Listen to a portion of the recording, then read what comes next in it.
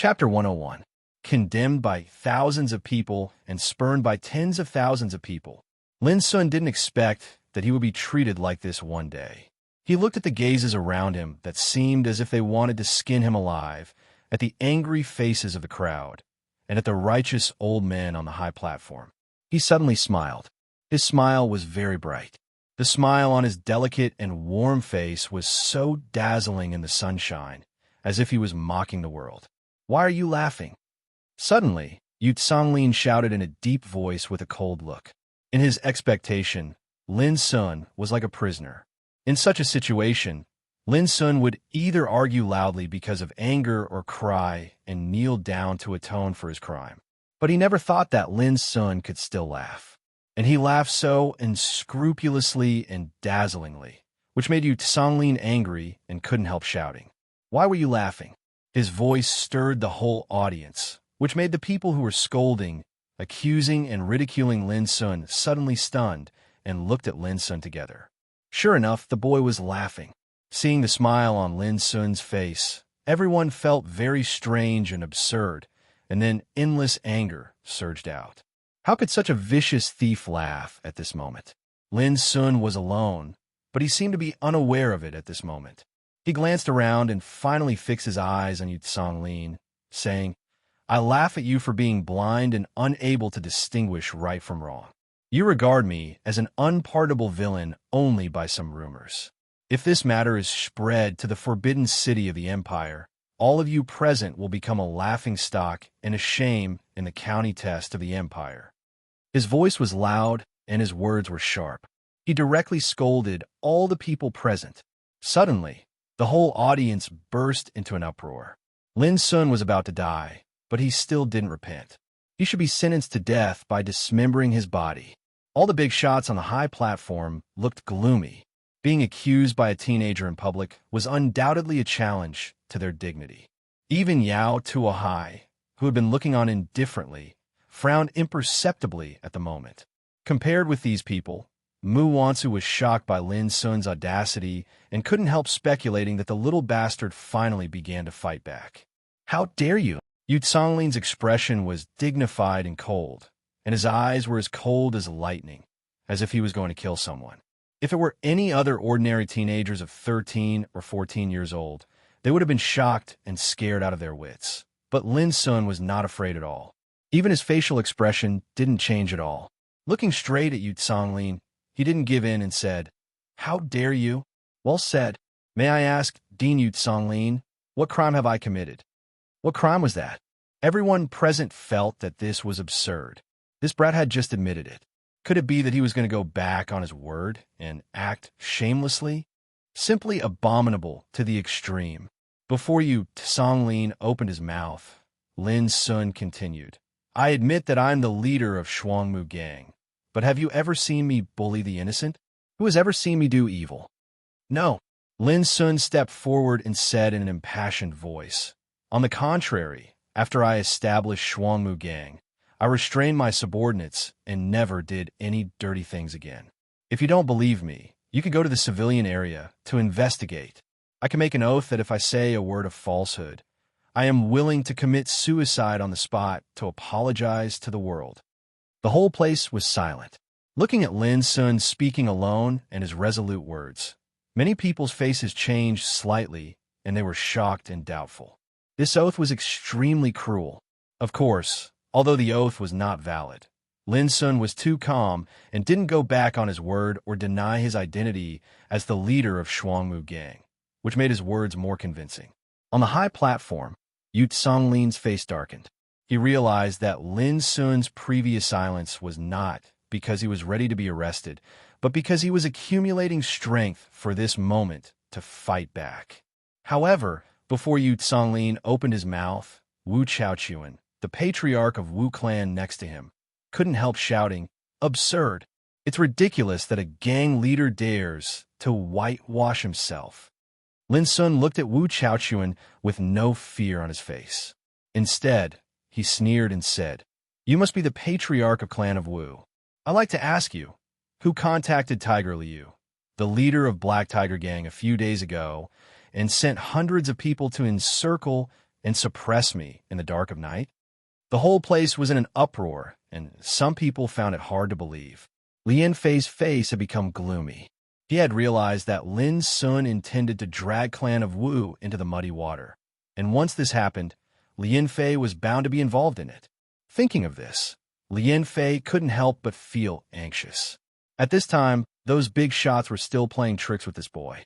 Couldn't they capture this boy directly first? Then everything would be fine. Don't worry, we're to no proof. No matter how eloquent he is doomed to fail today as long as my father is here. Yao Susu seemed to know what Lin Fei was thinking and couldn't help comforting him softly. What's more, today is county test. The whole empire is paying attention to the situation of county test in every city. President Yu and others dare not completely suppress Lin Sun at the risk of universal condemnation. Otherwise, it will inevitably cause a lot of troubles in the future. Lin Fei said angrily, "This bastard Lin Sun must know this, so he dares to be fearless at this moment." That being said, Lin Fei knew clearly that if he wanted to completely beat Lin Sun down, he could only do it according to the will of those big shots on the high platform, which was beyond his control. At this time, Wu Chaochuan on the high platform had a gloomy face and shouted, "Don't slander me. If you dare to talk nonsense again, I will kill you on the spot." Lin Sun sneered, "How arrogant you are! Today is county test, and I am a practitioner taking part in it. As long as I pass the test, I will be a pillar of the empire in the future. If you really dare to kill me, just do it. It doesn't matter if I die, but if this matter is spread to the empire, your Wu family won't have an easy time." Kill to kill. Hearing this word, Wu Chaochuan couldn't help but twitch his lips. He finally saw the cunning of this lad in front of him, who inadvertently put labels on others, which was extremely insidious. If he really killed Lin Sun at this moment, it was equal to confirming everything he said was true. And hearing the words, "I will be a pillar of the empire in the future," many people's faces became strange. This sentence was really arrogant, but the point was that it was said by Yao Tuahai before county test. In addition, even if they were unwilling, they had to admit that Lin Sun's performance in county test was really not bad. So at this moment, no one dared to question this point, even if they were very uncomfortable. As the original author of this sentence, Yao Tuahai's lips also twitched imperceptibly, but he didn't say anything in the end. Seeing that the situation was somewhat out of control, Yu Songlin frowned and said in a low voice, "Silence. Today is county test, not a trial in court." His words made all the people present realize why the topic suddenly changed to Clan of Wu. Lin Sun was so cunning that he obviously did it on purpose. Lin Sun was not in a hurry and said loudly, "Well said, President Yu. Today is county test. If I may be so bold to ask, is the accusation that you made to me just now related to the county test?" Yu Songlin's face suddenly darkened. "Why not? You have bad conduct, evil intentions, and insidious means. You are full of stains. If we let you pass county test, it will be irresponsible for county test." Before Lin Sun opened his mouth, Yu Songlin waved his sleeves and said, "Come on, take this lad down first. We will deal with him after county test." Immediately, a teacher in charge of Donglin School stood out. He was a middle-aged man with a grave expression. Looking around, he was full of sharp and stern spirit. Obviously, he was an overmatch in gang spirit realm. Obviously, Yu Songlin didn't intend to give Lin Sun a chance to refute at all. Lin Fei and Yao Susu were relieved at once and laughed again. Many bigwigs on the high platform also looked relaxed, and their eyes were full of coldness. But at this time, Lin Sun suddenly looked up to the sky and laughed. "I have found out that you have colluded with others to suppress and humiliate me on purpose. Well, I will sacrifice myself today to let all the people in the empire see your ugly faces." It seemed that he would die bravely and never bow his head. This was retreating in order to advance. "If you have the guts, you can kill me. As long as the news of today's county test spread out, you can't get away." Lin Sun's behavior, however, made the others present suspicious. Was there really something mysterious behind the storm in front of them? Yu Ling's heart sank. Lin Sun's words were so vicious that he had a feeling that he couldn't back down. He couldn't help regretting. If he had known this, he should have taken Lin Sun down immediately when he launched the accusation against him, leaving no chance for him to speak at all. But obviously, it was useless to regret now. Wu Chaochuan and other bigwigs in Donglin Town also looked a little gloomy. In case the news that they had forced a practitioner to death in county test, which was a big event of the empire, there would be a lot of trouble in the future. Lien Fei immediately gnashed her teeth with hatred. Lin Sun was like a dead pig who was not afraid of boiling water, which was so hateful. At this moment, the atmosphere in the field became rarely silent. All the people looked at Lin Sun with a touch of indescribable complexity, including surprise, hatred, surprise, schadenfreude, admiration, and more disgust. But Lin Sun seemed to be unaware of it. He had already thrown caution to the wind. He was very weak and far from being a match for those old guys on the scene. He had to admit the fact that people should first be aware of their own strength to fight against the reality. The current reality was that no one could help him, and the one who could help him would always be himself. If he didn't shed all pretenses of cordiality at this moment, he wouldn't be able to leave safely today. As for whether he could pass the county test or not, he didn't care anymore. This might be the sorrow of a nobody. Although Lin Sun was unwilling, he had to admit that at least for now, he was really a nobody. Compared with those bigwigs on the scene, all the strength he possessed was still too weak. So he could only gamble with his life. Even if he died, he would drag a group of them down with him. P.S. Actually, I don't want to write a plot of verbal argument. Only the weak try to conquer the enemy with words. But this plot must be written, because the protagonist must go through such an experience to deeply understand what was reality and what was real strength. If he helped the protagonist to cheat and beat down all the enemies without saying a word, it was unreasonable at least for now, and the pleasure would be a little boring. Chapter 102. This county test was indeed different from the previous ones. An additional test, which had been fixed, was the first one in the past county tests in Donglin Town. Now, because Lin's name didn't appear on the list of those who had passed the test, it caused another storm. No one had expected such a thing to happen, but Lin knew that it was unavoidable. Those enemies who had already made enemies with him would never let him pass the county test and leave Donglin Town easily. Everything that happened in front of him proved that his prediction was not wrong. Lin had no time to be angry, hate, lament, or be indignant. He had to save himself by all means. His reason told him that anger, hatred, lament, and indignation were of no avail. Saving himself was the top priority. The current situation was extremely fierce. Although there was no real killing by saber or spear, there were ambushes and killing intent everywhere. One careless move, and he was doomed to die. However, although Lin was gambling with everything he had ignored one person, Yao Tuahai. At this moment, Wu Chaochuan and Yu Lin were considering the pros and cons of capturing and killing Lin. Yao Tuahai, who had been looking on indifferently, finally opened his mouth. He sat up straight, his scholarly expression still as gentle as before, but his voice revealed a kind of dignity that went straight to one's heart. This county test has already been delayed for too long. First capture this child and bring him out of the examination area.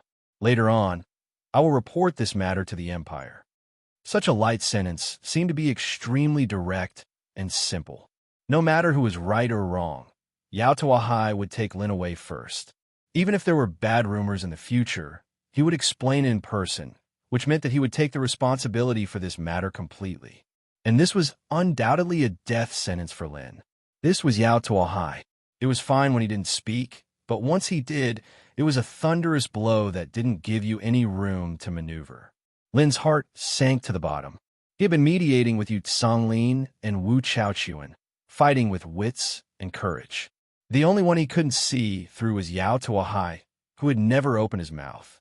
He had originally thought that Yao Tuahai, as an external chief examiner, would not be willing to get involved in this storm, no matter how illustrious his reputation was. Who would have thought that Yao Tuahai would open his mouth at this moment and deliver a fatal blow to him as soon as he opened his mouth. This was out of Lin's expectation and caught him unprepared. Hearing Yao Tuahai's final words, Yu Lin, Wu Chaochuan, and others immediately breathed a sigh of relief. They looked at Lin Sun with cold and mocking eyes. A little guy thought he had made a lot of trouble, but in the end he still couldn't resist the suppression of a big shot. Ridiculous. Pathetic. To the rest of the audience, Yao Tuahai's words were like a stabilizing force, deciding the outcome of the battle with a single round. Cheering. Uproar. Complacency. Cheering. The originally silent atmosphere suddenly burst into an uproar. Everyone knew that Lin Sun had reached a dead end and was powerless to turn the situation around. Lian Fei also laughed. At this moment, he was so excited that his face turned red. He wanted to roar to the sky. For him, it was really not easy to kill Lin Sun completely. What did I say just now? As long as my father is here, he can't escape death. Yao Susu said proudly with a smile. Hurry up and catch him, Yu Songlin shouted on the high platform.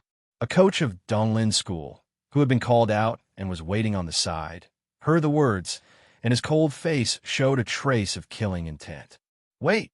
At this moment, Mu Wansu suddenly stood up, with a trace of panic and determination on her pretty face. She gritted her teeth and said, Please calm down. My young master has taken a fancy to Lin Sun, and he will never be a heinous person. People on the high platform were slightly stunned, and then understood who the young master Mu Wansu mentioned was. They couldn't help changing their faces. Shi Xuan, the son of fortune god Shi of the empire. Shi Xuan had taken a fancy to Lin Sun. Did Mu Wansu dare to lie? She didn't dare to. At least she didn't dare to use Shi Xuan's name to run amok. So what she said was definitely true. But it was for this reason that Yu Songlin, Wu Chaochuan, and others felt aggrieved. They were about to catch Lin Sun, but such a sudden change happened. At this time, Yao Tuahai frowned slightly and said unhappily, No matter who is behind Lin Sun, he must be severely punished. As the chief examiner of this county test, I don't need others to tell me what to do. What kind of person was Yao Tuahai? He had been valued by the Prime Minister of the Empire as early as 30 years ago. Throughout the southwest province of the Empire, only Lu Wujuan could compare with him. Even if he did not have great power, he was at least a giant. Naturally, he would not be scared by a word from Yao Tuahai. No matter how powerful Shi Xuan was, he was the son of fortune god Shi. Unless he came in person, Yao Tuahai might give him face. But now, it was impossible for Yao Tuahai to take back his words with just a word. Hearing this, Mu Wansu's pretty face suddenly turned pale. She was at a loss and completely desperate. Today, Lin Sun was indeed doomed, and there was no way to save him. Yu Songlin, Wu Chaochuan, and others were completely relieved and sneered. It was useless to use the name of fortune god Shi's son. Lin Sun, who in the world could save you? Boom! Suddenly, the teacher of Donglin School took action.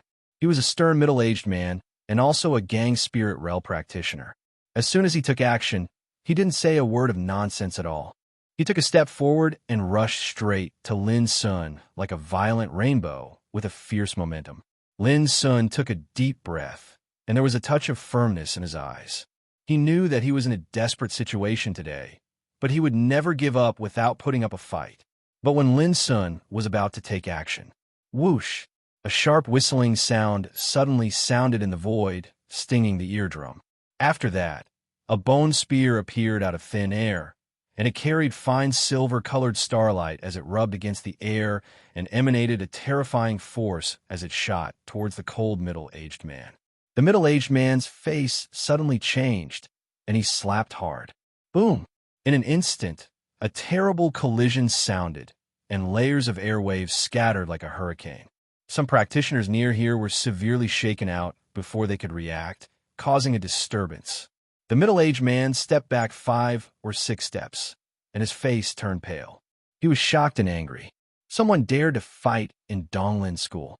At this moment, not only the middle-aged man, but also Yao Tuahai, Yu Songlin, Wu Chaochuan, and others on the high platform all looked at the field and finally fell on the side of Lin Sun. there stood a little girl in a black windbreaker. The hood that was originally covering her face had been lifted by a gust of air during the clash just now, revealing a fair little face that was so beautiful that even the heavens and the earth would lose their splendor. Holding a white-boned spear, she stood quietly beside Lin Sun. If they hadn't seen it with their own eyes just now, no one could imagine that such a little girl could fight with a middle-aged man in Gang Spirit Realm. But soon, everyone's attention was diverted. When they saw the beautiful face of the little girl clearly, they couldn't help being in a trance. The noisy square suddenly fell into a dead silence, and even Yao Tuahai's expression was a little stagnant. So beautiful, perfect like a masterpiece of God. That kind of beauty didn't belong to the human world. But at this moment, it appeared on a little girl of 5 or 6 years old. That kind of shock was enough to turn all living things upside down. Lin Sun sighed in his heart. He looked at Xia Ji and said, "You should go first. Even if I die today, you can avenge me in the future." Xia Ji shook her head. "If you die, there will only be darkness in my world. In that case, I can't find a meaning of living." She didn't say anything about dying together, but such words made Lin Sun's heart tremble, and unspeakable complex emotions welled up in his heart. "You must go." Lin Sun suddenly gritted his teeth and said in a voice that could only be heard by Xia Ji, "You can't find the meaning of living, can you? Remember the appearance of those people on the high platform. Except Mu Wansu, you can kill all of them in the future. Then I can die in peace." Xia Ji frowned and looked up at the people on the high platform, with a touch of indifference in her clear and dark crescent eyes. Before Xia Ji could speak, Yao Tuahai on the high platform suddenly said in a low voice, breaking into the examination room without permission and destroying the order of county test, "Neither of you can leave today." As soon as the words came out, the whole audience was shocked. Lin Sun could no longer control the anger that had been suppressed in his heart for a long time. It surged through his body like boiling lava, burning him to the point of exploding. It did not matter to him if he was alone, but when Yao Tuahai wanted to make Xia Ji stay as well, he could not control his sudden anger, causing all the hatred he had suffered today to rush out from the bottom of his heart. Last time when he killed Tiger Liu, he saw Xia Ji was seriously injured. Endless anger burned in his heart like a flame, making him completely lose his mind. No one noticed that in the depth of Lin Sun's eyes, a pair of bloody vortexes as deep as the abyss emerged. Xia Ji noticed it. She was slightly stunned, with a rare trace of tension on her tranquil and fair face. She subconsciously grabbed Lin's hand and said, "No." Lin Sun was shocked and sobered up from the endless anger. He looked at Xia Ji with some perplexity, and then looked at the indifferent faces and pairs of complacent eyes around him. He said, "I will try my best to create a chance for you to escape. You must escape at all costs. This is an order. Do you understand?" Xia Ji was in a daze for a long time, with a layer of mist in her eyes. After a long time, she nodded. On the high platform, Yao Tuahai couldn't help frowning when he saw this. He immediately stood up and said coldly, "You want to escape? I'm here. Dream on." No one knew why Yao Tuahai was so murderous at the moment. He was no longer calm and composed as before. Only he knew that when he saw Xia Ji's face, a desire to possess her surged in his heart, which was completely uncontrollable and uncontrollable. It was an instinctive desire, as if there was some kind of power under the incomparably beautiful appearance of Xia Ji, which was enough to let him possess her at all costs. Chapter 103. Yao Tuahai's abnormal behavior attracted the attention of all the people present, especially when they saw him walking down the high platform at this moment. All the people present couldn't help but be shocked. Was His Excellency Yao going to do it himself? Thinking of this, all the people present were excited. Yao Tuahai was a famous strongman in the southwestern province of the empire. As early as 30 years ago, he became famous in the nation test of the empire and was favored by the prime minister. As early as a few years ago, some people speculated that Yao Tuahai had stepped into the Tao Insight realm, and the only one who could compare with him in the whole southwestern province was Governor Lu Wujuan. Such a famous overmatch had already caused a great sensation when he came to Donglin Town to preside over the county test in person. Now he seemed to be going to deal with Lin Sun and the little girl in person, which undoubtedly made people more excited. What a great honor it was to be lucky to witness a top strongman in action. Even you, Song Lin, Wu Chaochuan, and others on the high platform couldn't help but be moved. They felt a little surprised and didn't understand why Yao Tuahai would do this. With his status, why did he need to do it himself? But no matter what, no one could stop Yao Tuahai's action. With his hands behind his back, he looked like he was strolling leisurely. His elegant face was full of disdain, like a king patrolling his territory with victory in his grasp. At this moment, the entire place was deathly silent. Everyone's gazes converged onto Yao Tuahai, and their expressions were filled with excitement and anticipation. No one cared about the life or death of Lin and the little girl. Everyone just wanted to see how Yao Tuahai, who was famous in the southwestern province, would capture these two people. Lin felt a terrible pressure which came from Yao Tuahai, who was walking towards him. Every time Yao Tuahai took a step, Lin felt as if he was pressed by a huge stone of Mount Tai, and his soul, flesh, and spiritual energy seemed to be imprisoned. Lin's face turned pale, and a touch of firmness emerged in his black eyes.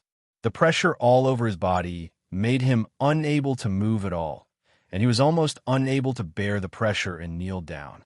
Beside him, Xia Zhi's black windbreaker was fluttering, and her transcendent, beautiful face was indifferent. Only a wisp of light silver light emerged in her crescent eyes. It could be assumed that she was also enduring a terrifying pressure. In the final analysis, Lin Sun's cultivation of the 6th level of martial realm and Xia Zhi's power, which could fight against Gang's spirit realm overmatches, were still too weak in front of Yao Tuahai, who was walking towards them. Suddenly, Lin Sun's body trembled, and a trace of blood spilled from the corner of his mouth. His face was extremely pale. Xia Zhi felt a sharp pain in her heart when she saw this. She subconsciously wanted to grab Lin's hand to share the pressure. At that moment, Yao Tuahai's eyes lit up.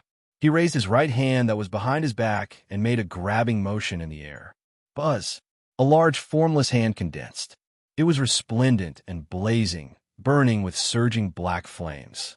It was like a demonic claw that came from hell, about to seize the creatures of the mortal world. At this instant, the heavens and the earth seemed to tremble as an indescribably terrifying might was emitted from the black, flaming hand, and it caused everyone present to feel suffocated while a chill ran down their spines, and they felt as if they'd fallen into an icy pit. For Lin and Xia Zhi, it was like seeing a black sea of fire falling from the sky, pouring down and trying to drown them. There was no way to escape or hide. It was too horrible. Such a magical and horrible power was beyond imagination, and this was the power possessed by practitioners of Tao Insight Realm, the power of wills. Lin and Xia Zhi were doomed. This was everyone's thought.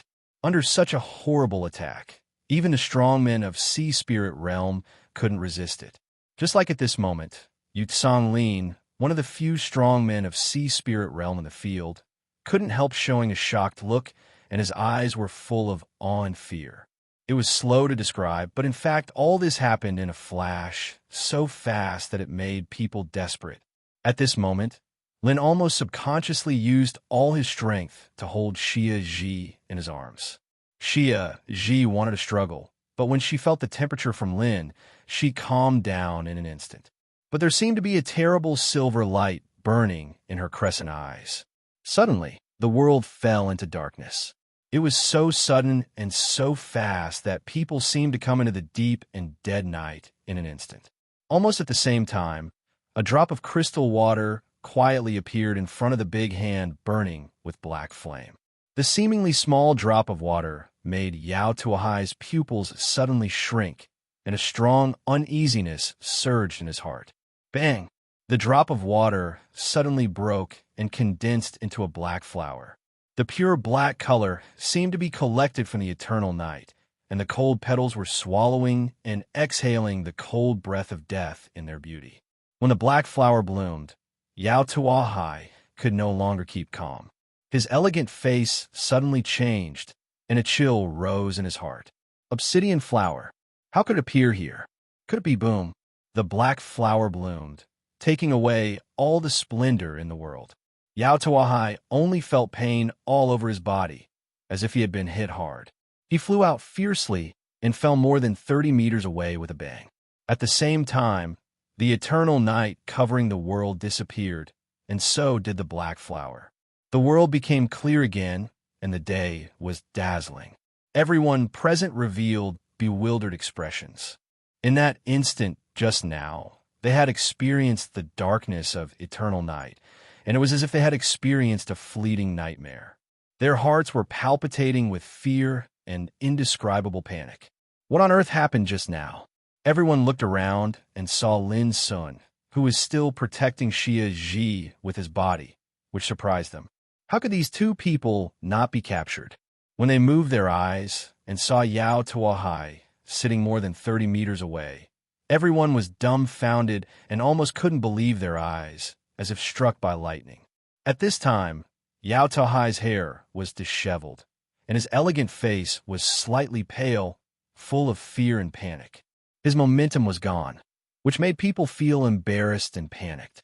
What on earth was going on? All the people present were shocked, and the atmosphere became more and more silent. Even Yu Songlin, Wu Chaochuan, and other big shots of Donglin Town on the high platform were in a trance and didn't know what was going on. At this moment, Lin Sun also raised his head slowly. Seeing all this, a trace of doubt appeared in his eyes. Didn't die? Xia Ji raised her little face and swept the surroundings with her gaze. It was unknown what she'd noticed, but a rare wisp of nervousness appeared on her fair and beautiful little face, and a strand of familiar irritation in the depths of her heart surged once more, and it was extremely intense. At this time, a sound of footsteps came from afar, which was particularly clear in this silent atmosphere. Everyone looked up subconsciously and saw 16 men in black court costumes of the Empire, lined up in 2 lines, walking towards them solemnly and solemnly. Even as they walked, they maintained an extremely strict and orderly posture. Every single tiny movement of theirs revealed a unique rhythm. It was orderly and exactly the same. When they appeared on the square, everyone felt a terrible pressure coming on their faces, as if they were not facing 16 people, but an invincible army that swept across the world. Wherever the vanguard went, they would be invincible. The people that blocked their path seemed to have been restrained by an invisible force, and then they were teleported into the distance. However, those people didn't notice it at all, and only after a short moment did they suddenly notice that the position they were standing at had changed. They couldn't help but tremble from fear and sweat profusely. Swish! At the same time, on the high platform, Yu Songlin, Wu Chaochuan, and other big shots of Donglin Town all stood up with a shocked expression, stunned by this sudden scene. When Yao Tuahai saw this scene, his face suddenly became complicated. He climbed up, and a touch of indelible heaviness surged in his heart. Hey Yao, emissary, was that big shot coming? At this moment, Lin Sun and Xia Ji also looked over. Behind the 16 men in black, there was a black carriage drawn by 4 mysterious beasts with pure black bodies and a single horn on their heads. The black carriage seemed to be cast by a curtain of eternal night, and its surface was covered with spiritual tattoos as dense as the starry sky. As soon as such a peculiar team made their appearance, there was an invisible force that deterred everyone present to the point of absolute silence. No one knew how they entered Donglin School and why they came here. Similarly, no one dared to stop them. In the end, an old man in the carriage stood up, slowly opened the door, and then slightly bowed with impeccable etiquette. A woman walked out of the carriage. Her hair was coiled up high with a black hollowed-out phoenix hairpin. She looked very young, and her fair and tender skin seemed to be so delicate that it could be broken by the slightest breeze.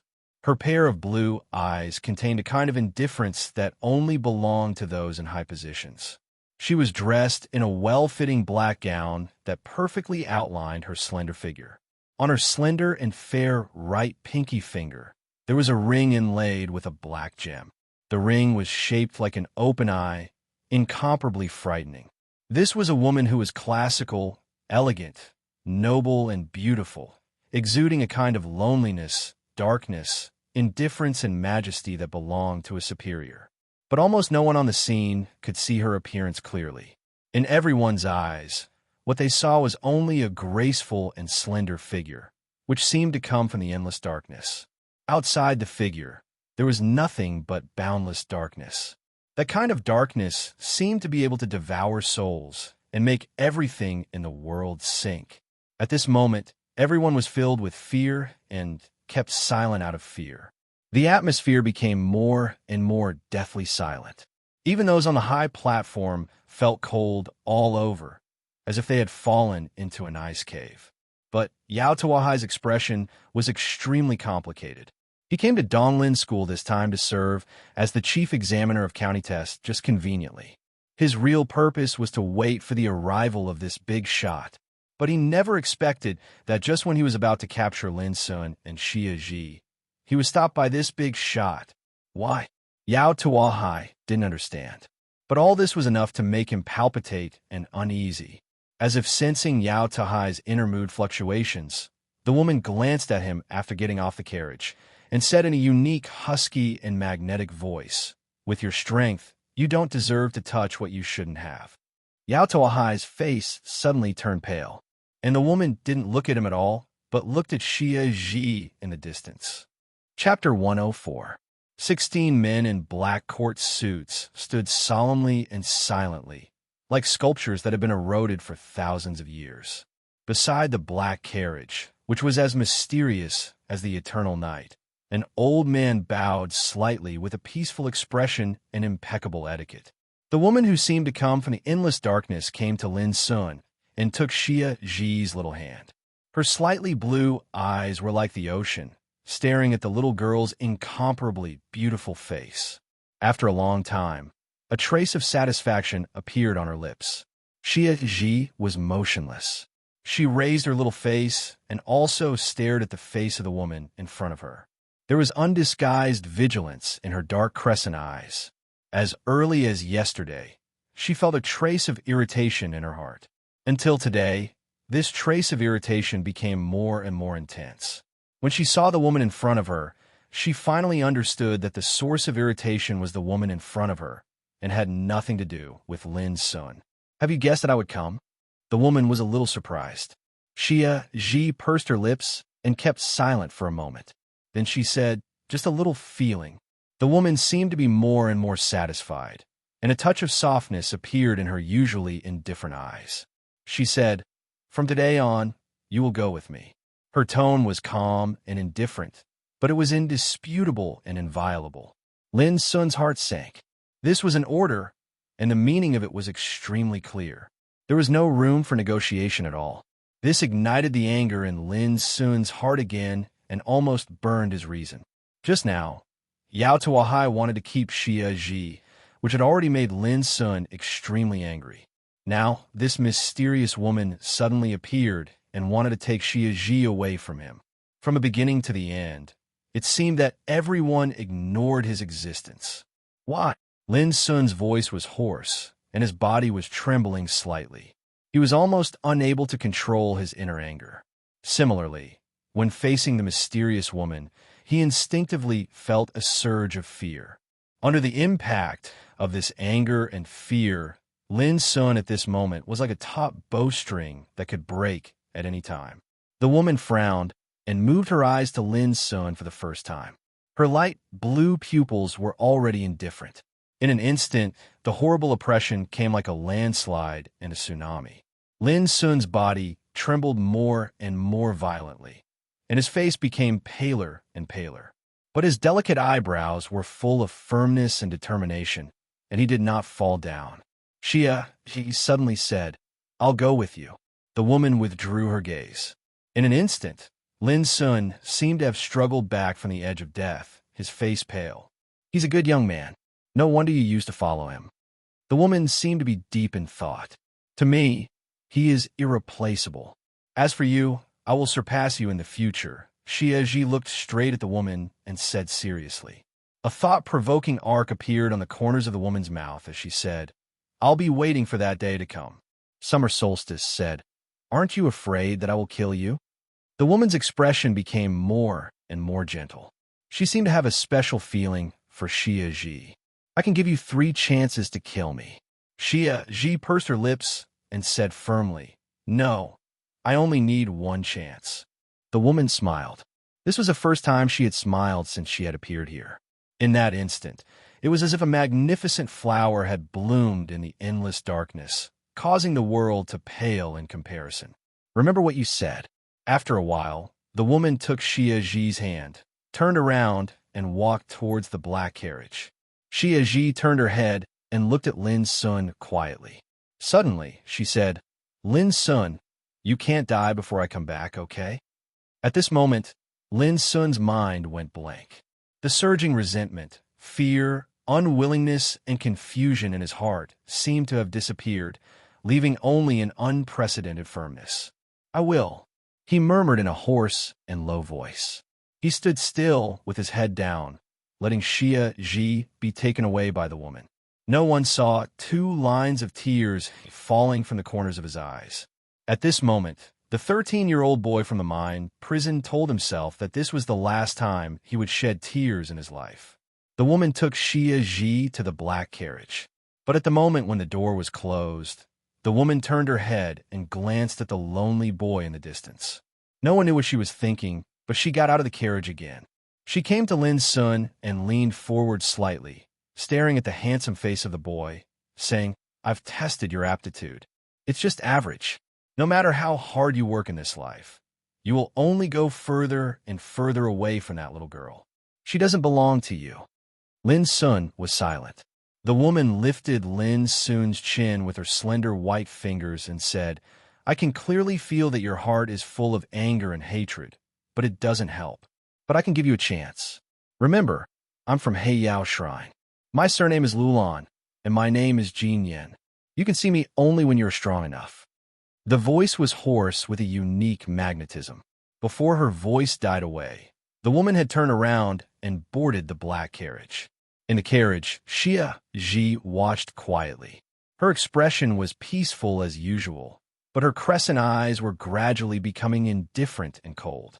When Lin Sun raised his head, the black carriage had gone far away. "Lulan, Jin Yen, I'll remember it," the boy murmured in his heart. He couldn't help coughing up a mouthful of blood. Then the world shook, and he completely lost consciousness. What a poor boy to accept the cruelty of fate at such a young age. After a sigh, Lin Sun's fallen body was held in the arms of an old man. The old man came with the strange team just now, but he didn't go with the team at this moment. He held Lin Sun as easily as holding a mass of air, and still maintained an impeccable standing posture. The old man, dressed in a black court suit, stood straight with kind and gentle eyes. He looked at the high platform and said, "How is the boy's performance in the county test?" A single sentence broke the deathly silence. Everyone in the square had a confused look on their faces because they did not see what had just happened.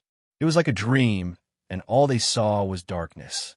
Now, they finally woke up from the dream, but the strange team disappeared. There was only an old man and Lin Sun in the old man's arms. No one knew what had happened earlier, but a wisp of terror that couldn't be restrained surged out from the hearts of every single one of them. Exactly what sort of terrifying force would be able to unknowingly conceal and affect the minds and senses of all of us? Yao Tuahai stood there in a daze with a pale face. He didn't know what had happened just now, but he knew that all this was done by a big shot. "Senior."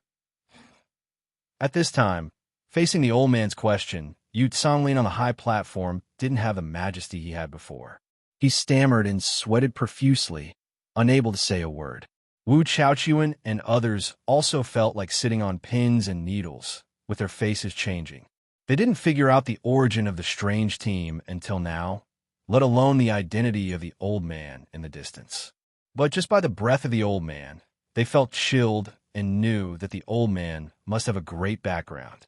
Seeing this, the old man bowed slightly and said gently, "Please give this boy a chance not to take the test." Then he turned around and left with Lin Sun in his arms. Without any movement, he disappeared in a twinkling of an eye, as if he had evaporated into thin air. At this point, all the people present couldn't help but breathe a sigh of relief. It seemed that with the departure of the old man, a touch of fear in their hearts also disappeared. But on the high platform, the faces of Yu Songlin, Wu Chaochuan, and others became anxious and doubtful. What happened just now? Where did the strange team come from? Why did they save Lin Sun? And that incomparably beautiful little girl, where did she go? No one knew. They only knew that Yao Tuahai was about to capture Lin Sun and the little girl just now, but no one could tell what happened next. It was too terrible.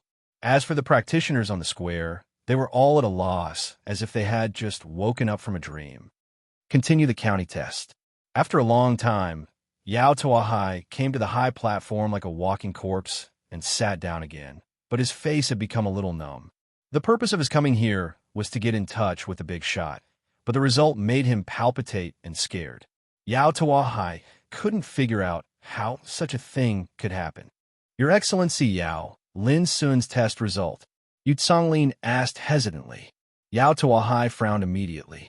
Thinking of the old man and the identity of the big shot behind the old man, his heart was in turmoil again. After a while, he sighed and waved his hand. Allow him to pass. What? Yu Songlin and others were all stunned, and their faces changed for a while. This was the county test. Just now, they had shown a firm attitude to not allow Lin Sun to pass. If Lin Sun passed at this moment, and this matter was spread out, it would cause numerous rumors. Seeing this, Yao Tuahai didn't bother to explain anymore. He had been thinking that the big shot came here for the little girl. With your strength, you don't deserve to touch what you shouldn't have. In his mind, the hoarse and magnetic voice seemed to echo again, making Yao Tuahai tremble and frightened. Was this the means of the queen in Heiyao Shrine? It must have something to do with the little girl. After a long time, Yao Tuahai dared to confirm this. When facing the little girl, even he couldn't suppress his inner desire to possess her. It could be imagined that the power of the little girl was not simple, and the big shot might have taken a fancy to the little girl. So he beat Lin Sun back. Yao Tuahai was thinking about something. Yu Songlin, Wu Chaochuan, and others dared not disobey his will. Finally, the result of the county test about Lin Sun was approved. Before long, the county test continued. After what happened just now, all the people present became absent-minded, and the atmosphere seemed strange and dull. Chapter 105. When dusk fell, the turbulent county test came to an end. However, the strange thing was that no news of what happened that day had spread. It was as if it had been suppressed by an invisible hand in the dark, giving off a mysterious vibe. Even the practitioners who participated in the county test in person and the teachers and students of Donglin School kept silent about these things. People only knew that the county test was very successful. Under the leadership of the chief examiner, Yao Tuahai, 1,000 excellent practitioners were selected. Ordinary people in Donglin town couldn't know anything else about it. After the end of the county test, Yao Tuahai left Donglin town in a hurry that night, and the big shots in the town didn't hold a feast to celebrate the end of the county test as usual. They all returned home with a heavy heart. In Keystone Business, Mu Wansu sat alone in her room and pondered for a long time. What happened today had a great impact on her. Now that her mind was clear, she suddenly remembered the news from the headquarters of Keystone Business in the Forbidden City a few days ago. A big shot will arrive in Donglin town soon. Remember to be careful. At that time, Mu Wansu was quite shocked. She speculated that Yao Tuahai suddenly came to Donglin town to preside over the county test, and the teenagers sent to Donglin town by the Iron Blood Guards all came for the big shot. But Mu Wansu had no way to know who the big shot was. After what happened today, Mu Wansu finally vaguely realized that the big shot might be the owner of the black carriage. But what puzzled Mu Wansu was why the big shot would appear in Donglin town. And he even appeared in today's county test. She recalled the details of the county test in the back of her mind. Although she didn't see clearly what happened at that time, she soon remembered that Yao Tuahai was trying to capture Lin Sun and the little girl at that time, but was finally beaten back inexplicably. That was the moment when the accident happened. And when the accident came to an end, there was only an old man in a black court suit and Lin's son in his arms. Wait, the little girl seemed to have disappeared. An idea flashed in Mu Wansu's mind. She thought in surprise that the big shot came for Lin's son and the little girl. No, they should have come for the little girl. In the end, when that strange team left, they didn't take Lin's son with them, which meant that they only saved him once in passing, and the little girl beside Lin's son must have been taken away. Thinking of this, Mu Wansu couldn't help but gasp. What was the background of that little girl? How could a big shot come to Donglin Town in person? Without hesitation, Mu Wansu took out a pen and paper and wrote down everything she had seen and heard today. Then, she sealed it in a bronze box and handed it to a guard outside the door. Send the information back to the headquarters as soon as possible. After doing all this, Mu Wansu thought for a while and decided to go to Lin Sun's place to have a look tomorrow morning. Maybe she could find more clues. In the darkness of the night, a treasure ship flew through the void and left Donglin Town, sweeping towards the vast night sky in the distance. On the treasured ship, Lien Fei's heart was filled with unwillingness and hatred. Damn it! That bastard Lin's son was about to be killed by Uncle Yao, but suddenly such a thing happened. It's so hateful. Yao Susu's face was also quite gloomy. Hearing this, she frowned and said, "You resent my father for being incapable?" Lien Fei hurriedly shook his head and said gloomily, "I just have some doubts. Is Lin's son really unkillable?" Yao Susu sneered and said, "He just got lucky.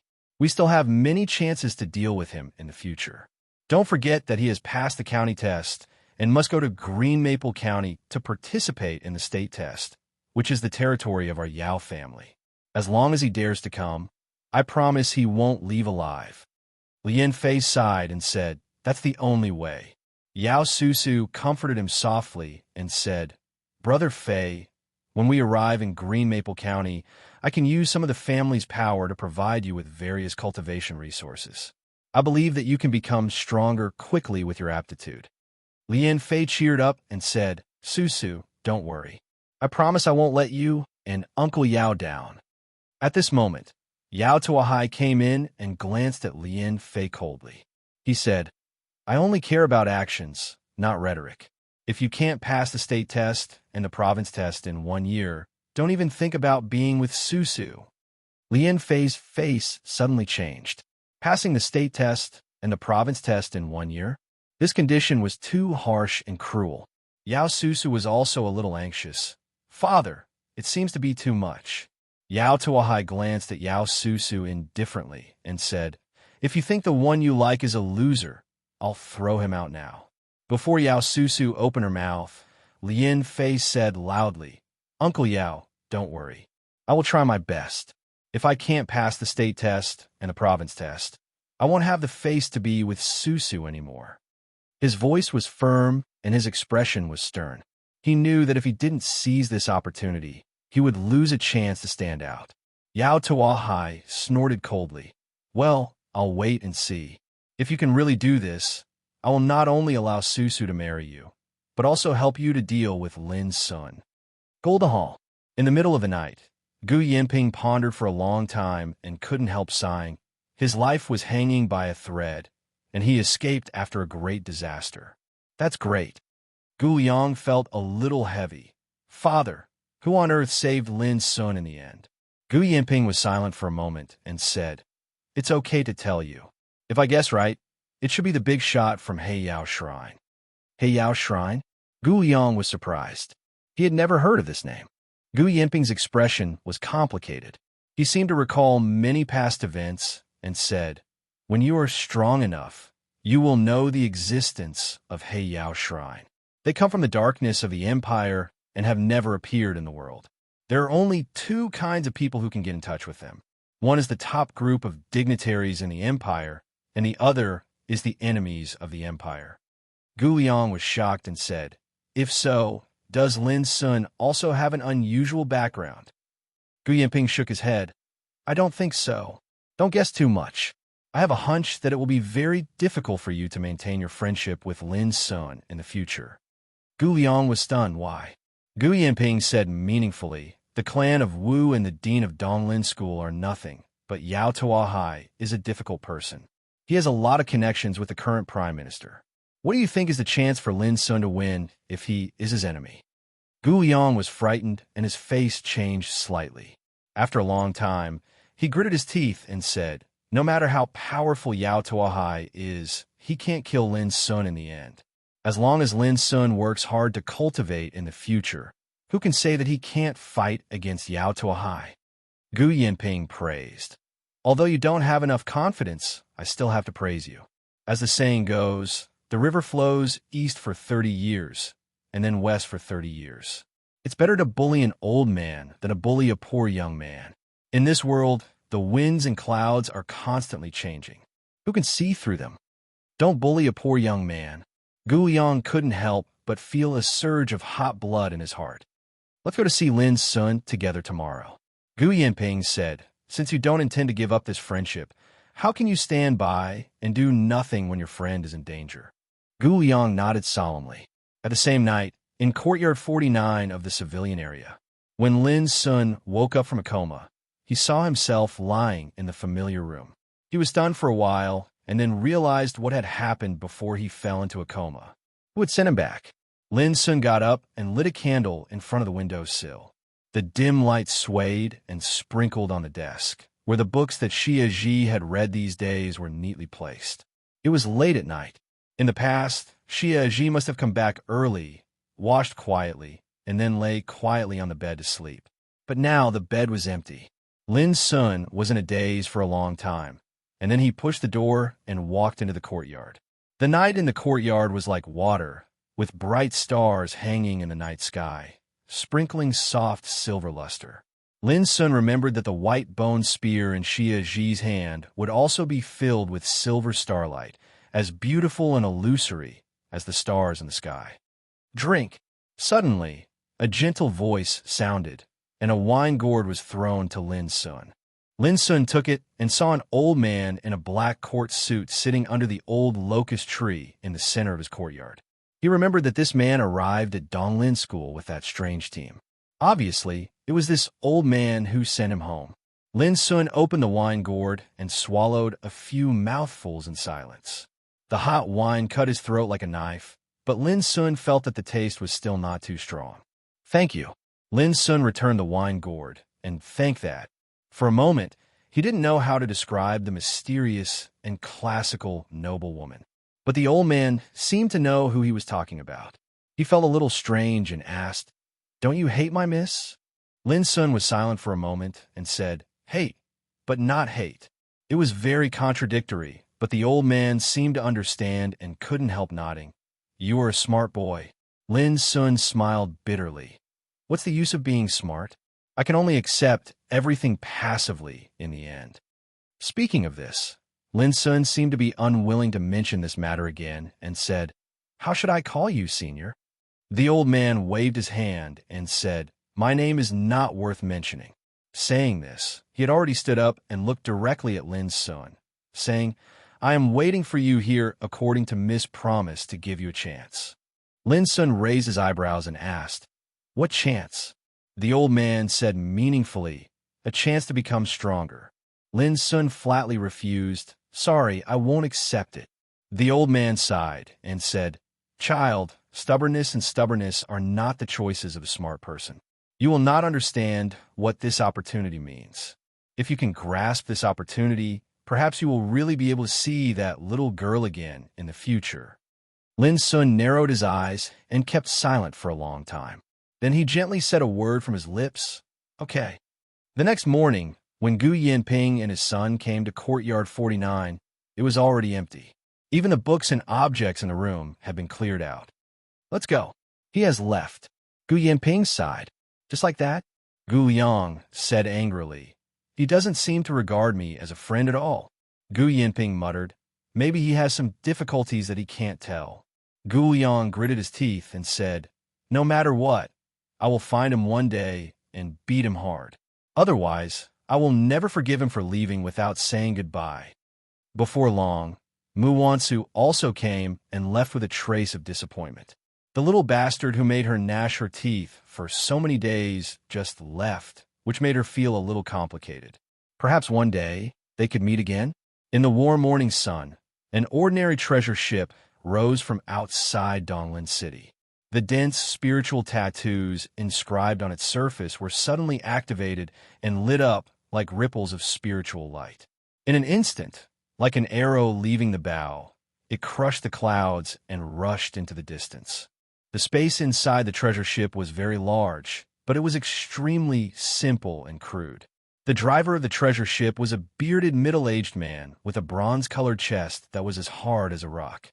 He held a jar of wine and kept drinking. He was drunk until his eyes were bleary and his face was red. His lazy body revealed a kind of tough and bold momentum. When Lin Sun walked into the cabin under the guidance of the old man, he immediately saw a somewhat familiar valiant teenager. At the same time, the valiant teenager also saw Lin Sun. He was slightly stunned and immediately shouted angrily, "It's you, little liar!" He punched at Lin Sun fiercely. P.S. Last night, the Zongheng website system was updated, so it couldn't be updated. All the authors of Zongheng couldn't log in. This was the last update last night. Chapter 106. Boom! The wind of the punch was like a wave, showing a momentum of sweeping away 1,000 troops. Lin Sun's eyes suddenly narrowed. But before he took any action, the old man in front of him had already stretched out his hand and waved it gently. The valiant young man was fiercely blasted flying like a cannonball, and he smashed fiercely onto the wall of the cabin, causing the entire treasured vessel to shake. Seeing this, Lin Sun couldn't help but feel distressed. But to his surprise, the valiant lad stood up as if nothing had happened. He raised his head and glared at the old man, saying angrily, "You bully the weak. That's unacceptable." The old man smiled slightly. "Didn't your father tell you that only the weak will complain about being weaker than others?" The valiant lad was in a daze and snorted angrily. Ignoring the old man, he looked at Lin Sun and gritted his teeth. "Little liar, I'll deal with you after the old man leaves." At this moment, Lin Sun finally remembered who this lad was. When he entered Donglin Martial Practice Hall for the first time to test his spiritual power and was about to leave, he met this lad surrounded by a group of Iron Blood Guards. At that time, the lad also asked about Lin Sun's cultivation and acted as if he was familiar with Lin Sun. What impressed Lin Sun most was that this lad looked valiant and mature, but he was actually only 13 years old. But what made Lin Sun feel strange was why the lad scolded him as a liar as soon as they met, and he looked angry. "You just said that you bully the weak, and you're not convinced. But it seems that you went too far to attack me for no reason." Lin Sun said calmly, "I remember that you seem to have said that you could step into Gang Spirit Realm as early as 4 years ago, but now I have only reached the 6th level of Martial Realm. What's the difference between you and bullying the weak?" The old man looked at Lin Sun with a little surprise. It seemed that he didn't expect that Lin Sun knew this valiant lad. The valiant lad's face darkened. Thinking of something, he said angrily, "What a liar! You are obviously at the peak of the 8th level of Martial Realm. How dare you lie to me at this time? Do you think I'm an idiot?" Boom! With a leap, his burly figure rushed to Lin Sun like a savage dragon. However, with a wave of the old man's hand, he was fiercely sent flying again. He fell so hard that he saw stars and became even more furious. He crawled up and shouted, "Old man, why do you want to protect this hateful swindler?" The old man sighed. "Are you sure he is at the 8th level of Martial Realm?" The valiant teenager said angrily, "When this liar tested his spiritual power in Donglin Martial Practice Hall a few days ago, I personally saw the number of 4,900 June marked on the spirit testing stone. Can it be false?" The old man was slightly stunned. He looked at Lin Sun with a strange look in his eyes. "Is this true?" Lin Sun finally understood why the valiant lad called him a liar. He nodded and said, "It's true." The valiant youth immediately said complacently, "What? Are you feeling guilty and don't dare to deny it?" "He didn't lie to you." The old man thought for a moment and said with a sigh. The old man suddenly realized that Lin Sun's aptitude was not outstanding and his cultivation was just not bad among his peers. He He didn't expect that this seemingly ordinary teenager in the 6th level of martial realm had the spiritual power that could be compared to the peak of the 8th level of martial realm. Just this alone was not something an ordinary person could do. If Miss knows this, will she change her mind? The old man thought for a while and finally denied this idea. He knew clearly that no matter how excellent Lin Sun was, he couldn't change the decision to take Xie Ji away. "You didn't lie to me?" The valiant youth opened his eyes wide and suddenly realized something. He shouted, "You mean he has the spiritual power that only the 8th level of martial realm can have with the cultivation of the 6th level of martial realm?" Lin Sun thought that this guy was not so stupid. "Sorry, I misunderstood you before. As the saying goes, discord leads to friendship. I'll treat you to a drink in the future. Please don't mind it." The valiant youth strode over and said in a low voice. Even though he apologized, he gave people a sense of righteousness. This was not a big deal. What really surprised Lin Sun was that this valiant youth was flexible. When he knew he was wrong, he directly apologized without bashfulness, which was much better than those pestering people. What was more, Lin Sun had vaguely guessed that this youth's identity must not be simple, since he could be surrounded by a group of blood guards at that time. However, he could apologize to Lin Sun calmly, which was really different from other aristocratic children. "It seems that it's useless for me to care about it. It's better for you to owe me a drink," Lin Sun shrugged and said. "Ah, you're interesting." The valiant youth laughed. "My name is Ning Meng. Those who are familiar with me call me Amon. You can also call me that." Lin Sun said casually. "I'm Lin Sun." Ning Meng said enthusiastically. "Lin Sun, when we arrive at the bloodthirsty camp, we will be trainees of the same batch, and we will stay together for a whole year. I appreciate your good character, and your strength is not bad. Although you are weaker than me, since you can participate in the training of the bloodthirsty camp, you must not be comparable to those ordinary rubbish. If you have any trouble in the future, just come to me." Lin Sun couldn't find a chance to interrupt at all, and Ning Meng talked a lot. He was really a chatterbox. Lin Sun didn't mind being long-winded. From Ning Meng's words, he finally understood that the destination of this trip was a place called the Bloodthirsty Camp, which seemed to be for some extremely cruel training. Was this the opportunity that the old man mentioned? Lin Sun thought silently. This treasure ship was obviously an old goods. Its flying speed was not fast, and it was bumpy all the way like an ox cart rushing on a muddy road. It was extremely uncomfortable to sit in it. The bearded middle-aged man driving the treasure ship had been drinking all the time. He was drunk, which made Lin Sun inevitably worried. What if there was an accident? This was a high altitude, let alone practitioners in the martial realm. Even those in the gang spirit realm would fall into a pool of flesh and blood. Speaking of which, the treasure ship was also a kind of valuable spiritual weapon. Its whole body was engraved with spiritual tattoo formations, and its spiritual source was a spiritual furnace. The spiritual furnace was the core of a treasure ship, in which there was burning pure spiritual crystal, which could continuously provide spiritual energy for the spiritual tattoo patterns engraved around the treasure ship for flying. Of course, once the spiritual crystal was exhausted, it had to be replaced with a new one. As for the so-called spirit crystal, it was a type of crystal that contained an astonishing amount of spiritual qi. Normally, it would be cut into standard sizes. Although it could not be said to be rare, it was extremely valuable. A palm-sized piece was worth 10 silver coins. The treasure ship needed hundreds of spiritual crystals. It couldn't fly long distances at all if it didn't store hundreds of them. It was worth mentioning that spiritual crystal had a wide range of uses. It could not only provide spiritual energy for spiritual tattoo formations, but also meet the needs of practitioners for cultivation. It played an immeasurable role in spiritual fields, puppets, medicine refining, transportation, and so on. It could be regarded as an extremely important cultivation resource. After half an hour, Ning Meng, who was chattering like a chatterbox, was interrupted by the old man, and Lin Sun finally had some peace. Ning Meng seemed to know that the old man had something to say to Lin Sun, so he stood up and walked into the operation room of the treasure ship. He drank and chatted with the bearded middle-aged man. This guy was obviously an easygoing person. Besides, he was bold and boorish and didn't care about trifles, so it was easy for him to get along with others. I'll be leaving in 2 hours. If you have any questions, I'll answer them as long as I can. The old man sat there with a kind and gentle expression on his face. Lin Sun said bitterly, "You won't tell me anything about Shia's solstice, will you?" The old man nodded.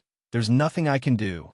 Lin Sun took a deep breath and said seriously, "I just want to know how you found Shia's solstice. People like you shouldn't show up in Donglin town." The old man smiled meaningfully and said, "You suspect that someone betrayed you?" Lin Sun said frankly, "Yes." The old man thought for a while and said seriously, "You guessed wrong. No one told us the secret. The reason why Miss could find the little girl was that she sensed something." Lin Sun frowned and listened patiently. "It's okay to tell you some of the reasons. It's not a taboo secret. About a month ago, Miss received the news that an old friend of hers suffered a mishap, so we immediately set out for the depths of the 3,000 mountains. However, when we arrived there, we found that the place had been destroyed and there was no trace left." With a trace of reminiscence on his gentle face, the old man said in a low voice, "We searched in the 3,000 mountains for a long time, but found nothing. According to Miss Inference, it was already too late when we arrived." Lin Sun's heart shook fiercely. He thought of the destroyed mine prison and Master Lu who had raised him since he was a child. Could it be that the place that Lulan Jinyan and the old man were looking for was, "You seem to be emotional"? The old man's voice suddenly rang in Lin Sun's ears, making him stiff all over. He said bitterly, "To tell you the truth, my hometown, Feiyun Village, is in the 3,000 mountains. When I heard the name, I was a little reluctant and worried." The old man said, "Oh," and stopped asking. Lin Sun breathed a sigh of relief. Before he became strong enough, he would never tell anyone about the mine prison, no matter whether the other party was kind or malicious, because there were too many things involved, not only Master Lu, but also Lin Sun's own life experience and enemies. The old man continued, "Of course, what I said has nothing to do with you. But on the way back with Miss suddenly sensed something and told us that there was a chance she had been looking for in Donglin Town. You know what happened next?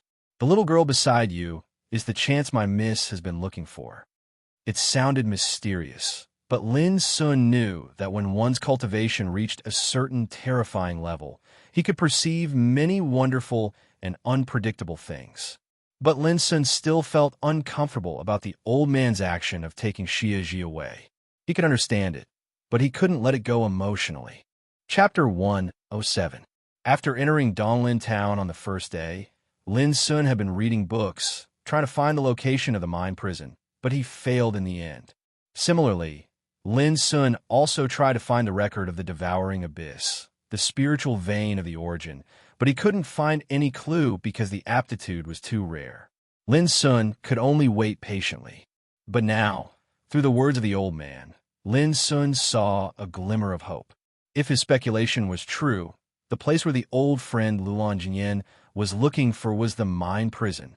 Of course, this was just Lin's speculation, but this vague clue was enough to excite Lin Sun. Master Lu only told him that if he wanted to find the enemy who dug out his spiritual vein, he had to come to Xiao Empire.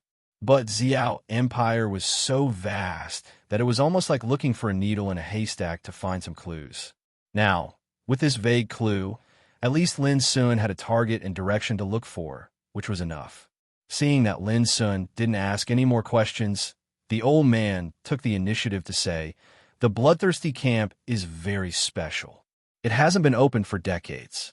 The trainees who can participate in it are not simple.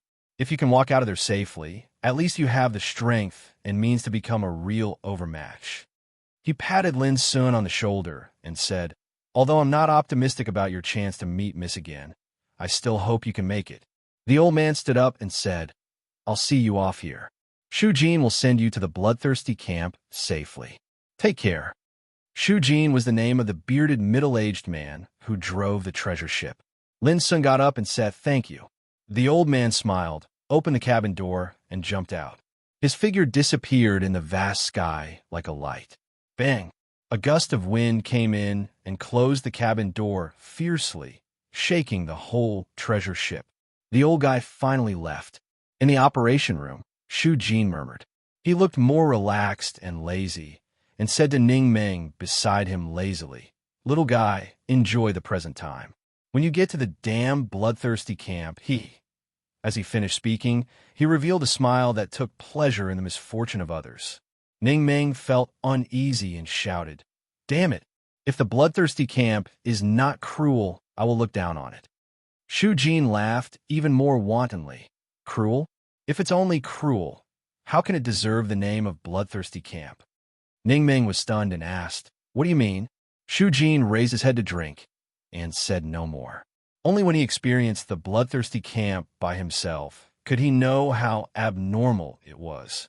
Lin Sun heard the conversation in the cabin, but he didn't react much. He just thought about it in silence. 2 days later, in a desert that glittered with fire and gold, the scorching sun hung high in the sky, and the blazing heat roasted the air with a burning smell. Suddenly, a wave of rapid sounds of the sky being torn apart resounded out as an old treasured vessel dove down from high up in the sky. It was like a stumbling drunkard as it drew out an extremely thrilling trajectory, and it flipped in the air over 10 times before finally coming to a sudden stop in a dangerous manner and descending onto the desert as if drifting. With a bang, the cabin was opened. The handsome and strong Ning Meng staggered out and vomited.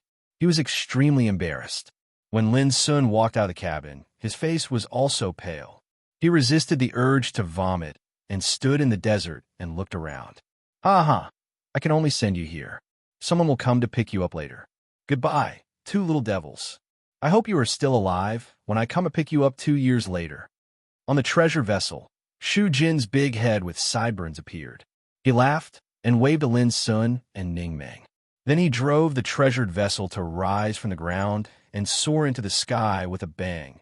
Extremely wild. F*CKU. One day, I'm going to smash this broken ship of yours. I've never seen a drunkard like you who can drive a treasured vessel. Wait and see. Ning Meng shouted angrily. Unfortunately, no matter how he shouted, Shu Jin and the treasured vessel had already disappeared. In the end, he shook his head resentfully, glanced around, and suddenly asked in confusion, "Lin Sun, do you know what desert this is?" Lin Sun shook his head. The treasured vessel had carried them at high altitude for 2 days. Along the way, they had zigzagged all the way, so they couldn't tell where they were at this moment. "Damn it, it's just a bloodthirsty camp. Why do you make it so mysterious? Is it shameful?" Ning Meng shouted again. The experience of seasickness just now obviously made him very unhappy. Rumble, at this moment, a thunderous sound came from the sky. Lin Sun and Ning Meng looked up at the sky, subconsciously.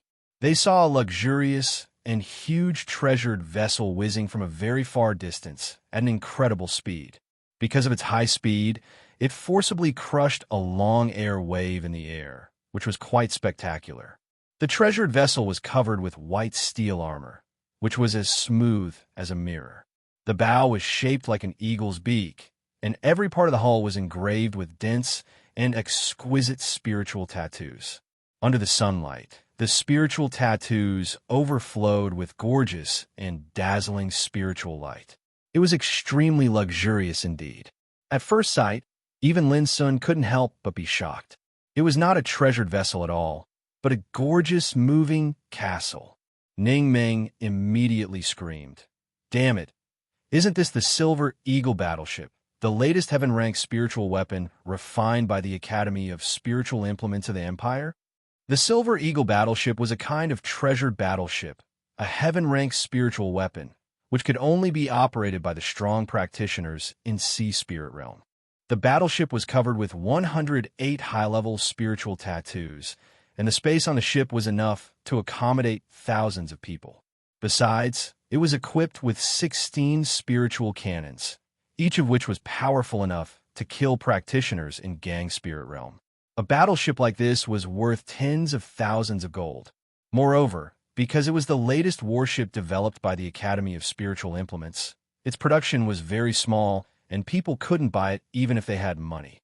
Compared with it, The old treasure ship driven by Shu Jin was extremely shabby. Damn it, who is so rich? Ning Meng's eyes turned red, as if he saw a rare treasure, and he was extremely envious. Before long, the Silver Eagle battleship landed. The cabin opened, and a team came out in a mighty manner. When Lin saw the team clearly, he couldn't help but stare at it. It was too luxurious. 36 men in standard heavy armors were clearing the way in front. Each of them was equipped with excellent equipment, shining like a humanoid weapon, armed to the extreme. Lin Sun saw that the equipment of each heavily armored man, such as boots, shawls, belts, inner armors, wrist guards, sabers, were all valuable spiritual weapons. This set of equipment was worth at least thousands of gold coins. If there was only one person, it would be fine. But there were 36 people in front of him, equipped with the same equipment. This point alone couldn't be achieved by ordinary forces. What's more, behind the 36 heavily armored men, there was a luxurious chariot of exaggerated specifications, pulled by 4 snow-white cloud beasts. Every place of the chariot was engraved with dense spiritual tattoos, which were obviously the work of a spiritual tattoo master. They were brilliant and gorgeous. Although the value of the chariot couldn't be seen, the luxurious atmosphere coming from it was clearly visible. At this time, there was a young man in white, lying lazily in the chariot, with a look of comfort and enjoyment on his face. Around the young man, there were 7 or 8 beautiful young girls, all of whom looked pure, beautiful, charming, or sweet. They wore different styles of light muslin clothes, which vividly outlined their graceful figures. Their pink arms, fragrant shoulders, and snow-white wrists were exceptionally alluring under the scorching sun. They bent their knees beside the young man in white. Some of them massaged his shoulders, some massaged his legs, some rubbed his feet, and some poured iced wine, which they fed to the young man one mouthful at a time. Their faces were full of tenderness. Ning Meng was dumbfounded. Damn it, isn't it too extravagant? Lin Sun also felt dizzy.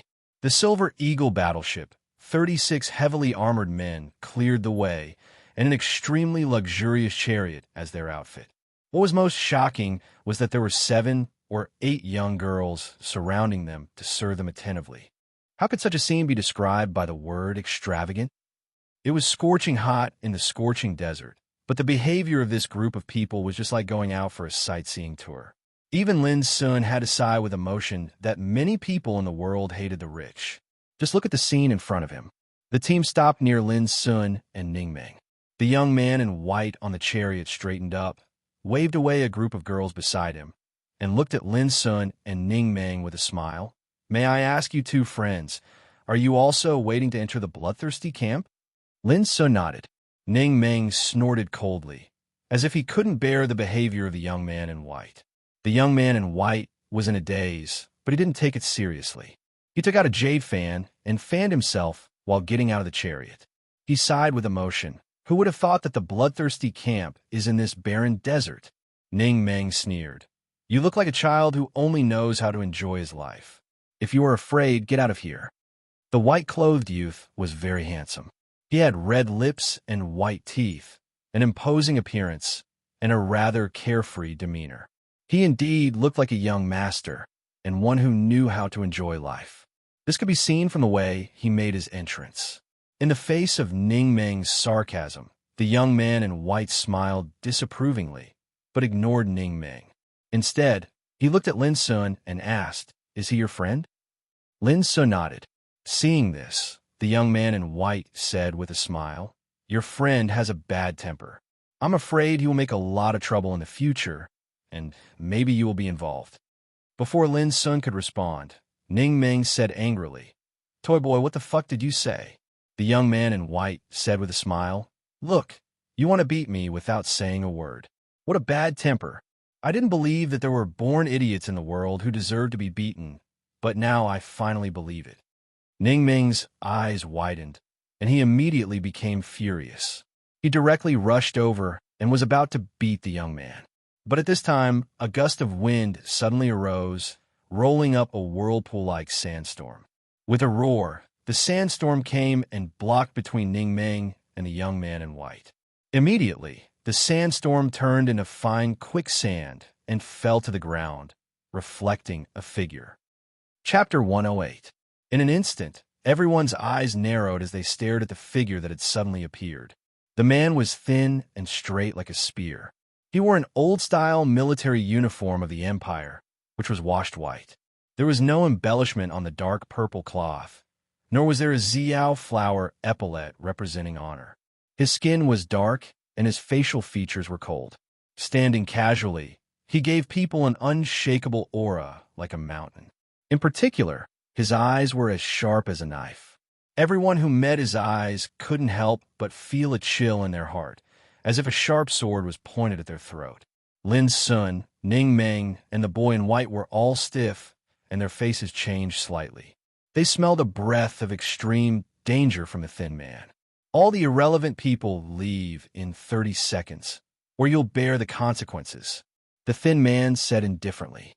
His voice was as hard as a sword. He glanced at the Silver Eagle battleship, as well as the heavily armored men in front of the battleship and the young girls on the chariot. His eyes were cold and emotionless, as if he was staring at a group of dead people. Young master. Many people hesitated and looked at the boy in white. Go back and tell the old man that if he dares to stop me from chasing Zhao Zijin when I go back a year later, I'll be really angry. The boy in white smiled and waved his hand. Immediately, the following team returned to the Silver Eagle battleship and flew away with a roar. The thin man looked at all this expressionlessly, until the Silver Eagle battleship disappeared completely. He looked at Lin Sun, Ning Meng, and the boy in white. My name is Shu Sanqi, your drill master. I don't care where you come from. From the moment you enter the bloodthirsty camp, you are a trainee of the bloodthirsty camp. There's only one thing to do: obey orders. Shu Sanqi was a very strange name. Lin Sun and the boy in white didn't say anything, but Ning Meng shouted, Drill Master Shu, what if we don't obey orders? A smile suddenly appeared on Shu Sanqi's dark face, which was as hard as a rock. He revealed his snow-white teeth and spat out a word quietly. Die. Die. Lin Sun narrowed his eyes, and the boy in white also stopped smiling. Both of them realized that the cold drill master Shu Sanqi was not joking. Ning Meng was about to say something, but when he saw Shu Sanqi's extremely stiff smile, he felt a chill all over his body and immediately shut up. He looked rough, but he was not stupid.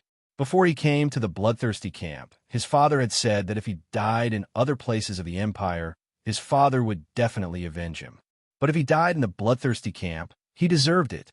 His father's character was even more lawless than his, but he actually said such words, so Ning Meng had to take it seriously. In the depths of the desert, there was an expanse of barren, low mountains. Not a single blade of grass grew on them, and they were suffused with dazzling light under the scorching sun. Bloodthirsty Camp was located in the depths of the mountains. It was like another world, with many buildings and strange sights, all of which were pitch black. Without Shu Sanqi's guidance, no one could imagine that there was such an area in the depths of the scorching desert. In front of the gate of the Bloodthirsty Camp, there was a 100-meter high sword-shaped stone pillar, which was extremely eye-catching. The sword pointed up as if it was going to poke a hole in the sky. There was a line of words written on the stone pillar. Xiao flower is invincible because of bloodthirsty, and the empire is everlasting because of war. The handwriting was strong and elegant, and the tip of the pen was as sharp as a blade, which seemed to be able to cut the soul and shocked people. Remember this sentence. Coming here, Shu Sanqi said coldly without explaining anything, and then led Lin Sun and the other two into the Bloodthirsty Camp. Camp 39. When Shu Sanqi led Lin Sun and the other two into a hall, there were already more than 40 people waiting in the hall. All of them were teenagers. The youngest one was in his early teens, and the oldest one was only 14 or 15 years old. Counting carefully, there were exactly 50 people, including Lin Sun and the other two. When he walked into the hall, Shu Sanqi's gaze that was as sharp as a blade swept the hall, and the originally bustling hall immediately fell silent. Everyone revealed a trace of fear. Shu Sanqi said casually, Everyone is here. Young Ku, you come to announce the matters. A woman wearing the uniform of the Imperial military stepped forward.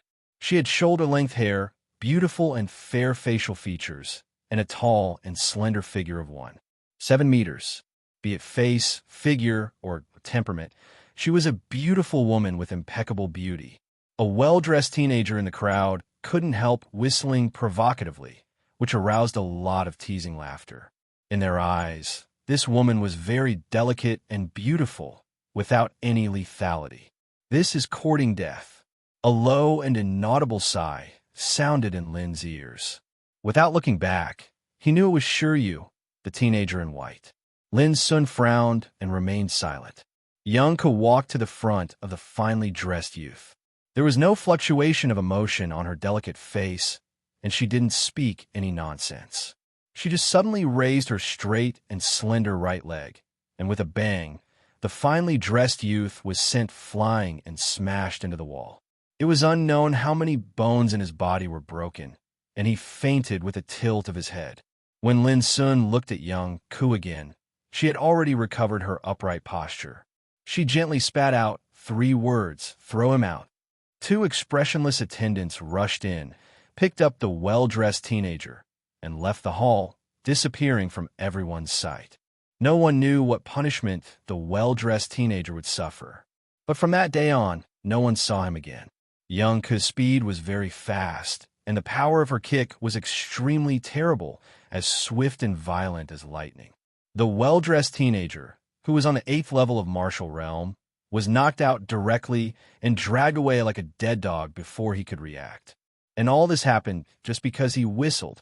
Seeing this scene, all the boys and girls in the hall changed their faces and stood still obediently. They had realized that Drill Master Young Ku, who looked delicate and beautiful, was also a ruthless person in her heart. However, Young Ku seemed to have done a very common thing. She was calm and composed from beginning to end. Standing in front of a group of teenagers, she said calmly, "From today on, 1,000 people, including you, will be trained here. I hope you can stick to the end." As she said, she took out a stack of books. "These are some basic information about the bloodthirsty camp. Before tomorrow, you must remember and obey all the rules and decrees in it." After everyone came forward to receive a set of information, young Cook continued, "Now, hand over all the items you have on you. When you leave, we will return them to you one by one. Of course, if you die during the training, we will return these items to your family." Everyone looked at each other and hesitated. Shiryu took the lead to step forward, threw a gorgeous storage necklace of obviously amazing value, and turned back. Immediately, some people came forward and handed over the spiritual storage device they carried with them. Lin Sun also handed over his storage ring. After a while, when it was all over, young Ka suddenly walked to a girl, raised her hand, and pulled out a small transparent hairpin from the depths of the girl's long hair. It was obviously a spiritual storage device. The girl's face suddenly turned pale, and she stammered, I forgot." Young Ka waved her hand expressionlessly. 2 attendants came in, silently grabbed the girl's body, and dragged her out. No matter how she struggled and begged, it was useless. Everyone felt cold all over again. They didn't know what kind of punishment the girl would suffer, but they were sure that she was doomed to be eliminated. At this moment, they deeply understood what it meant to obey orders. Next, under the arrangement of young Ku, the remaining 48 boys and girls each received a set of clothes and a nameplate representing their identity. From tonight on, no matter where these boys and girls came from or how noble their identities were, they would take off their gorgeous clothes, put on uniform clothes, and wear their own nameplates. Later, Lin Sun learned that this was the rule of Bloodthirsty Camp. Even if you were a descendant of nobility, you would be eliminated or even die if you violated the rule in Bloodthirsty Camp. It didn't take long for Shu Sanchi to leave. Young Ka took the remaining 48 boys and girls to an open area of Camp 39, where there were only 10 houses built of black stones. "This is your dormitory, but only 10 people can live in it, and the others sleep there," Young Ka said, pointing to a low hill in the distance, on which there were many dark caves. Many people's faces changed slightly. It was the scorching desert, where it was scorching hot during the day and biting cold at night. It could be imagined how miserable it was to live in the caves without any shelter. Lin Sun didn't feel anything about it. But through this incident, he suddenly realized that in Bloodthirsty Camp, in addition to obeying orders, there were ubiquitous competitions. Even the dormitories had to be treated differently. It could be imagined that there would be many competitions and training in the future. At this moment, many people focused their eyes on the 10 houses around them, showing their determination to win. Roar! Suddenly, a roar of a beast came from a distance, shaking the earth. A bloody pupil leopard covered with scales rushed over with a bloody wind, looking extremely ferocious. The crowd became restless. The power of an adult bloody pupil leopard was enough to fight against a practitioner in Gang Spirit Realm. It was extremely terrible, but in merely an instant, this arrogant bloody-eyed leopard was kicked to the ground by young Ku, causing a loud bang to resound and dust to fly in all directions. No matter how it struggled, it was unable to get up, causing everyone present to be shocked in their hearts, and the gazes they shot at young Ku became even more fearful. Young Ku said lightly, "It's very easy to live in it now. Kill this ominous beast alone. It's a rare opportunity. If you want to live in it next time, you have to rely on your points." Many people suddenly looked embarrassed and hesitated. This bloody pupil leopard was ferocious and ruthless. If they had spiritual equipment, they could have a try. But now all their treasures have been taken away. Who dared to fight against a bloody pupil leopard with bare hands? However, someone couldn't help rushing out and shouting, "Let me!" Lin Sun was stunned. It was Ning Meng, a burly and valiant teenager. At this moment, his eyes were shining, and his whole body was full of fighting intent. If you fail, the consequences will be very serious. Meaningless challenges are really a waste of everyone's time, young Ko calmly reminded. Chapter 109. Drillmaster Young Ko lifted her foot, and the suppressed bloody pupil leopard rushed up as fast as lightning to Ning Meng, who was coming towards her. Its claws were more than 5 inches long, with frightening bloody luster. They were so sharp that they could tear hard rocks. But the most difficult thing to deal with bloody pupil leopard was its speed, which was as flexible as a ghost and extremely terrible. Ning Meng's fighting style was extremely rough and simple. His strong and burly body was like a moving mountain, and his skin's surface was covered with strands of lightning, which made him more extraordinary. Boom! Ning Meng roared and fought fiercely with the bloody pupil leopard. His fists were as fierce as thunder, and his movements were big and fierce. Thunder in all directions. It turns out to be this boy. In the crowd, Shiryu chuckled. Lin Sun was beside him, staring at the battlefield silently. He was not surprised that Shiryu could see through Ning Meng's background at a glance, and he didn't want to ask. Those who could come to the Bloodthirsty Camp were not simple. Not only Ning Meng, but also Shiryu and the boys and girls nearby. Before long, Ning Meng shouted in the battlefield. He seized the opportunity, grabbed the bloody pupil leopard's legs with both hands, and pushed his arms outwards. Crash! He tore the bloody pupil leopard's body apart, and the blood mixed with colorful internal organs poured out. The blood also poured on Ning Meng, making him look more brave and fierce. This scene shocked many people present, and they looked at Ning Meng with vigilance and fear. Being able to kill a bloody pupil leopard whose strength was comparable to that of Gang Spirit Realm with the cultivation of martial realm, he was absolutely a rare martial genius. Ha! I killed it with my bare hands last year. It's nothing. Ning Meng laughed proudly. You can choose a room. Drillmaster Young glanced at Ning Meng and said nothing more. Thank you. Ning Meng didn't stand on ceremony and directly chose the number 1 room. This scene also caused many people to become restless. Although bloody pupil leopard strength was comparable to that of a practitioner in Gang Spirit Realm, it was just a fierce beast after all. It didn't know fighting secret skills or much wisdom. For some boys and girls present, it was a threat, but not enough to make them flinch. Soon, a young man named Cheekin stood out. Instructor Young did not waste any time and ordered someone to catch another bloody pupil leopard. Buzz. Cheekin's figure was thin and slender.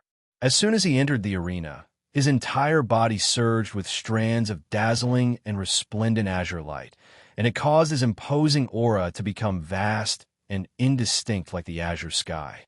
Different from Ningming, his fighting style was both offensive and defensive.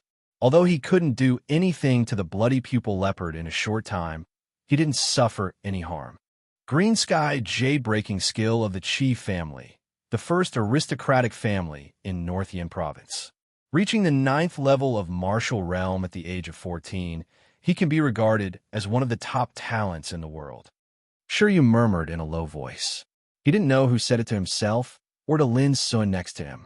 He looked relaxed and composed, looking at them in silence.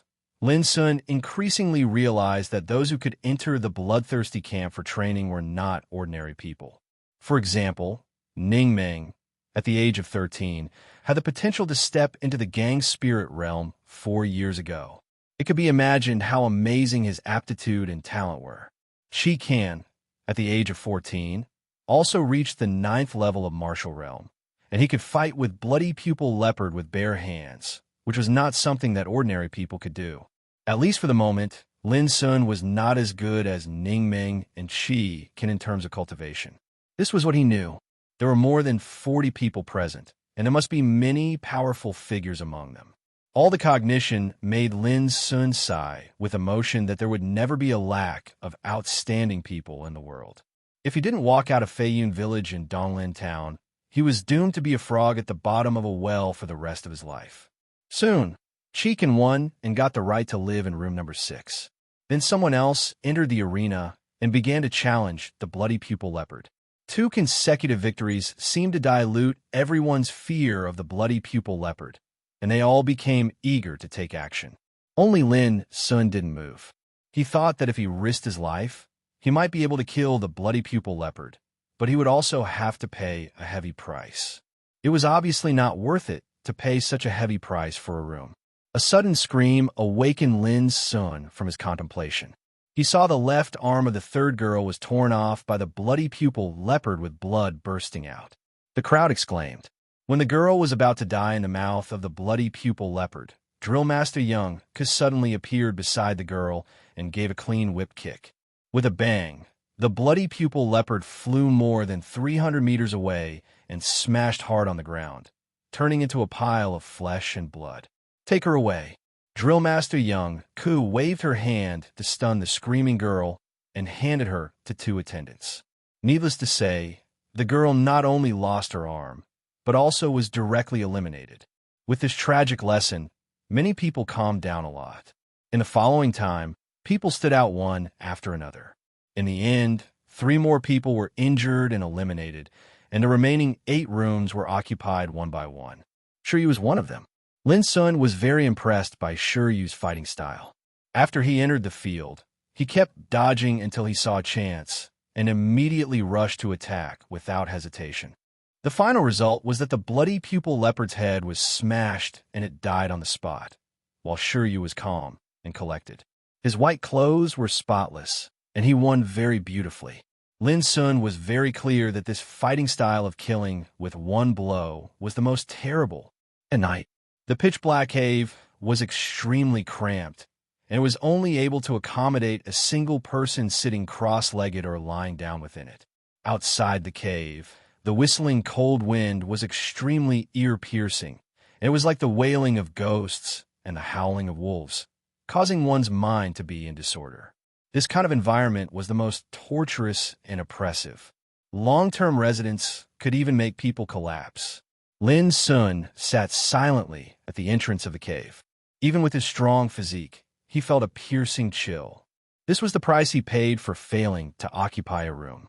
According to the rules of Bloodthirsty Camp, if you wanted to change your place of residence, you had to fight for it after 1 month. Outside the cave, you could overlook the entire Camp 39 and see the bright and clear ice moon in the distant sky.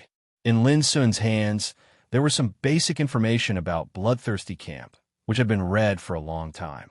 Until now, Lin Sun finally understood that there were 2,000 practitioners participating in the training of Bloodthirsty Camp. All of them were under the age of 15, and their cultivation was above the 5th level of martial realm. Their aptitudes and talents were all outstanding. Each camp had 50 people, and each camp was responsible for daily training by a drill master. The chief drill master was Shu Sanchi. Lin Sun's camp was Camp 39, and the drill master in charge was Young Ko. The training of Bloodthirsty Camp was extremely unique and cruel. Those who disobeyed orders would be executed directly, and those who violated the rules would be severely punished or eliminated directly. As a trainee, what he needed to do was to obey orders and complete all kinds of training. This was the most basic requirement. If he couldn't complete it, he would be eliminated. In addition, Bloodthirsty Camp would have an assessment every month. Those who didn't pass the assessment would be eliminated, and those who ranked lower would also be eliminated. The assessment was often linked to points. The points of Bloodthirsty Camp were very precious. If you wanted to get various benefits here, you had to exchange points. Every point had its corresponding rewards and rewards. In short, Bloodthirsty Camp was a place that couldn't be described as cruel at all. No one could guarantee that he could hold on here for a year without being eliminated. After pondering alone for a long time, Lin Sun lay in the dark cave. The cold wind was whistling outside the cave, and the biting coldness made it difficult for him to fall asleep. But Lin Sun was extremely calm. He rubbed a bronze nameplate in his hand, which was an identity nameplate. The number 39 was engraved on the front, which represented the school of Camp 39, and the identity number 13 was on the back. The function of the nameplate was very simple. It was used to earn and accumulate points, and it also represented a unique mark of Bloodthirsty Camp. Lin Sun didn't have any feelings or discomfort about his current situation. He had never been that kind of sentimental person. Gathering his mind, Lin Sun began to practice and then meditate. There was no difference from the past. Perhaps there was a difference that was Xia Ji was not around. For hours later, suddenly, a harsh bell rang. Lin Sun subconsciously got up and rushed out of the cave. It was dark outside, and it was about 4 o'clock in the morning. When Lin Sun arrived at Camp 39, many people had already arrived. When the slender figure of Drill Master Young Ku appeared, there were already 42 people on the site, 2 less than yesterday. Later, Lin Sun knew that the 2 people who lived in the cave at night couldn't bear the biting cold and oppressive environment, so they sneaked out of the cave. As a result, they were discovered by the patrolling attendants of Bloodthirsty Camp and were directly eliminated. From today on, the formal training begins. Drill Master Young could still look delicate and calm, and her voice was flat and calm, but no one dared to ignore her. Today's training content is very simple. Fighting. As a practitioner, cultivation is one thing, but how to transform cultivation into the most effective combat effectiveness is what every practitioner must master. You may think that you have mastered all kinds of fighting skills before, but in my opinion, the fighting skills that haven't been tempered by life and death are all showy but impractical. Many people present were not convinced that their fighting skills were showy but impractical, but no one dared to question her, because everyone knew that Drill Master Young Ku in front of them was a cold woman who looked beautiful but was like a devil in her heart. If they dared to question her, it was equal to making fun of their own lives. After Drill Master Young Ku finished her words, she waved her hand, and soon a treasure ship fell from the sky. Led by Drill Master Young Ku, Lin Sun and others walked into the treasure ship. No one knew where the destination of the training and fighting was.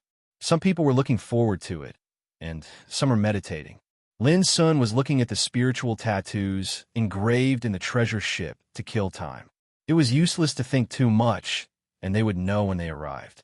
After half an hour, a fat middle-aged man driving the treasure ship suddenly screamed, "Damn it, number 1 to 9 training fields are all occupied. Are those guys in other camps crazy to set out so early?" Young Ku frowned and kept silent for a moment, and then said, "Go to number 10 training field." The fat middle-aged man widened his eyes and shouted exaggeratedly, "Damn it, these little guys are here for the first day. Do you want them to die?" All trainees in the cabin were shocked, and their faces changed slightly. Chapter 110. No matter how the fatty middle-aged complained or the surprised eyes of the trainees in the cabin, Young Ku never wavered after she made her decision. Before long, the treasure ship landed on a bare mountain peak. Young Ko walked out with a group of trainees. The mountain wind was whistling. Young Ko's slender figure stood upright. Her short black hair was fluttering in the wind, which gave her a kind of elegant beauty. That's the number 10 training field, where there are many golden flame spiders. What you need to do is to fight in it for 3 hours. Young Ko pointed to the foot of the mountain, where there was a large area of rocky beach. Golden flame spiders. The pupils of all the students present froze, and their expressions turned solemn. This was an extremely vicious and ferocious beast, and its body could spit fire poison. Once it came into contact with it, the lightest consequence would be a coma, and the worst consequence would be death. Although this beast was only the size of a palm, it lived in groups. Once it moved, it would be thousands of them, which was extremely difficult to deal with. Even Lin Sun couldn't help but be awestruck. Golden flame spiders were not difficult to kill. At least a practitioner at the 5th level of martial realm could do it. But the key was that the rules of this battle were very tricky. They needed to fight for 3 hours. This meant that they would be attacked by a steady stream of golden flame spiders during these 3 hours. That was the most terrible thing. Remember, trainees are not allowed to kill each other. Anyone who escapes within 3 hours or is injured will be eliminated. You are allowed to choose a weapon in this battle. As soon as Young Ko finished her words, the fatty middle-aged in the distance carried a huge wooden box and walked towards them. With a clang, the wooden box fell to the ground, scattering a lot of weapons, including sabers, spears, swords, halberds, axes, hooks, and forks. Unfortunately, they were all ordinary weapons. Go and choose your best weapon immediately. Let's start. With a clatter, the trainees rushed forward and grabbed the weapons they were good at. Finally, Lin Sun got a sharp, 3-foot-long dark steel saber. After what happened yesterday, no one dared to disobey Young Ko's order. After choosing their weapons, they gritted their teeth and rushed to the rocky beach at the foot of the mountain. It's their first day here. No matter how good they are, the number 10 training field is too dangerous. It's not a place for rookies. On the mountaintop, the obese middle-aged man sighed and said, "If you do this, you will only lose a lot of students." Young Ko's expression was calm. "If we don't eliminate them now, they will be eliminated in the future. It's better to eliminate some trash in advance." The obese middle-aged man sat down on a rock and squinted at the foot of the mountain. The trainees had already begun to move in training ground number 10. "Young Ko, if you don't get enough points this time, I don't know when you can leave this damn place next time. Are you willing to stay here forever?" Young Ko frowned and fell silent. At the bottom of the mountain, Lin Sun avoided the big team and carefully moved forward in the rocky beach. He needed to find a good place to attack and defend. Otherwise, it would be hard to guarantee that he could hold on for 3 hours under the attack of the golden flame spiders. Many people had the same idea as Lin Sun. The stony beach was so vast that they wouldn't fight over territory. Interestingly, both Lin Sun and the other trainees chose to act alone tacitly. Suddenly, a fiery shadow rushed out from under a rock ahead and went straight to Lin Sun's face. Whoosh! Lin Sun didn't dodge.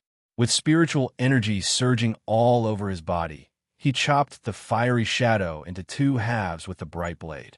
It was a golden flame spider in the size of a palm. Its body was golden, and its 8 sharp legs were like saws, glowing with frightening fire. Lin Sun didn't hesitate and continued to move forward. What made him frown was that there was almost no place for him to defend himself on the rocky beach. There were only some broken rocks and fine dust. Is the layout of training ground number 10 for the trainees to hone their ability to fight and fight for a long time? If so, it's impossible to find an excellent safe place no matter how hard I search. Lin Sun thought quickly in his mind. Finally, he stood firm and stopped running. He had to save all his physical strength in order to fight for 3 hours. Whoosh! Whoosh! Soon, golden flame spiders rushed out from the ground one after another. They were like golden fire, with ferocious and horrible faces. Lin Sun's handsome face was serious and calm. Once in a fight, he seemed to become another person. The spiritual energy in his body was surging, his eyebrows were like swords, and his breath was highly concentrated. At the same time, his perception spread around. He was like a fully drawn bow. Swing the saber. Kill. His figure moved and dodged within a few feet of the spiders. With a dark steel saber and the mystery of the six-word saber play, Lin Sun started a long and fierce fight. The key to a long fight was to save physical strength. Therefore, when killing the enemy, every strike must be a one-hit kill, and every dodge must be for killing the enemy from a better angle. Superfluous movements and strength would only accelerate the consumption of physical strength. Lin Sun had understood this a long time ago, but it was extremely difficult to achieve it, because the enemy wouldn't give you time to think. While killing the enemy, you had to save and conserve your strength as much as possible according to your fighting instinct. Like the golden flame spiders in front of Lin Sun, there were thousands of them. They kept crawling out of the ground. They attacked from different angles and directions. The most important thing was how to kill them in the most effective way with the least power. It was easy to know but difficult to do. Everyone understood the principle, but there would be differences when it came to fighting. Puff, puff, puff. The golden flame spiders were killed one by one, but they died in different shapes. Some of them had their heads chopped in half, some had their heads chopped off, some had their long legs chopped off, some had their abdomen slashed open, and some were directly minced in a bloody foam. As the fight went on, Lin Sun's fighting method was also adjusted and changed little by little. Soon, the golden flame spiders that died under his saber were all pierced through the place between their eyes. The golden flame spiders were only as big as a palm, and their heads were like pigeon eggs. The place between their eyes was even smaller. But after constant tests, Lin Sun found that this place was the weakness of the golden flame spiders. As long as he killed this place, he would not only consume the least strength, but also kill them with one blow. This discovery undoubtedly saved more physical strength for Lin Sun. But to pierce through the place between the eyes of the golden flame spiders every time, it was extremely demanding on the fighting method of the practitioner. The six-word saber play that Lin Sun practiced had all kinds of mysteries, which were both difficult and ruthless. But because of this, it was extremely difficult to practice. Until now, Lin Sun had just reached the stage of nuance in the martial Tao realm of six-word saber play, which was still one step away from precision. As early as in Donglin Town, Lin Sun knew clearly that if he wanted to make a breakthrough in his saber play, he must go through blood and fire. Today's fight with these golden flame spiders was undoubtedly a good time to practice his saber play. If he could take this opportunity to hone his saber play to the stage of precision, it would undoubtedly be easier and more relaxed to deal with the golden flame spiders. Precision, first refinement, then accuracy. The realm of nuance was to thoroughly understand the essence and mystery of the saber play. The realm of precision was to put the power of the essence and mystery into full play. As time went by, Lin Sun was immersed in the fight without any distractions. He was as calm as an ancient well, without any distractions. At the same time, in other areas of the number 10 training field, other trainees from Camp 39 were also fighting crazily. No one knew how many golden flame spiders were hiding under the ground here. When they noticed the intruders, they all rushed out like crazy. Their attack was very simple. They could only spit fire poison, but their lethality was extremely amazing. In less than a quarter of an hour, a trainee screamed as his face was hit by a fire poison. His skin was instantly burned, and the terrible poison began to spread along the wound. Caught off guard, the trainee was besieged by some golden flame spiders before he could save himself. The spiders crawled all over his body. He had to scream and admit defeat. Then he was taken out of the training field by a camp attendant who came in time. But because of this, the trainee was eliminated. Some of them performed poorly, while others performed amazingly, such as Shiryu, Ningming, and Shikan. Although their fighting styles were different, their lethality was extremely eye-catching. No matter how many golden flame spiders there were, they were all killed before they could get close to them. Compared with them, Lin Sun's current performance could only be regarded as ordinary. On the peak, Fatty middle-aged squinted at the battlefield, and his eyes swept over 8 or 9 young boys and girls, including Shiryu, Ningming, and Chi-Kan. He seemed to be quite interested. Decades have passed. I didn't expect that when the bloodthirsty camp opened again, it could attract so many good seedlings. They are much stronger than before. Fatty middle-aged sighed with emotion, as if he recalled something from the past. I don't know what happened in the past, but at present, the overall performance of this batch of trainees is not bad. But their techniques are still too immature. They lack the tempering of life and death, and they lack their own momentum in the battle. Yunka said faintly. She was also watching the movements on the battlefield. Fatty middle-aged thought for a while and said, "In your opinion, how many trainees can finish this training?" "About 25. Yunka gave a number casually. Fatty middle-aged immediately sighed. In this way, 1/3 of trainees will be eliminated. This is the first day of training, which is not a good thing for you. At least in the camp confrontation 3 months later, it will be very disadvantageous for you." Yunka's expression didn't change at all. She tucked her hair behind her ears and said calmly, "It doesn't matter how many trainees there are. What matters is how many real elite trainees there are." Fatty middle-aged was stunned and said, "You and your sister are completely different in character." There was a trace of coldness on Yunka's face. Suddenly, she whipped her leg and kicked Fatty middle-aged away. Fatty middle-aged smashed a big pit on the rock wall, and the broken stone chips splashed. It could be seen how terrible the strength of this kick was. However, it was amazing that the seemingly soft body of Fatty middle-aged was extremely strong. He quickly got up and dusted himself helplessly.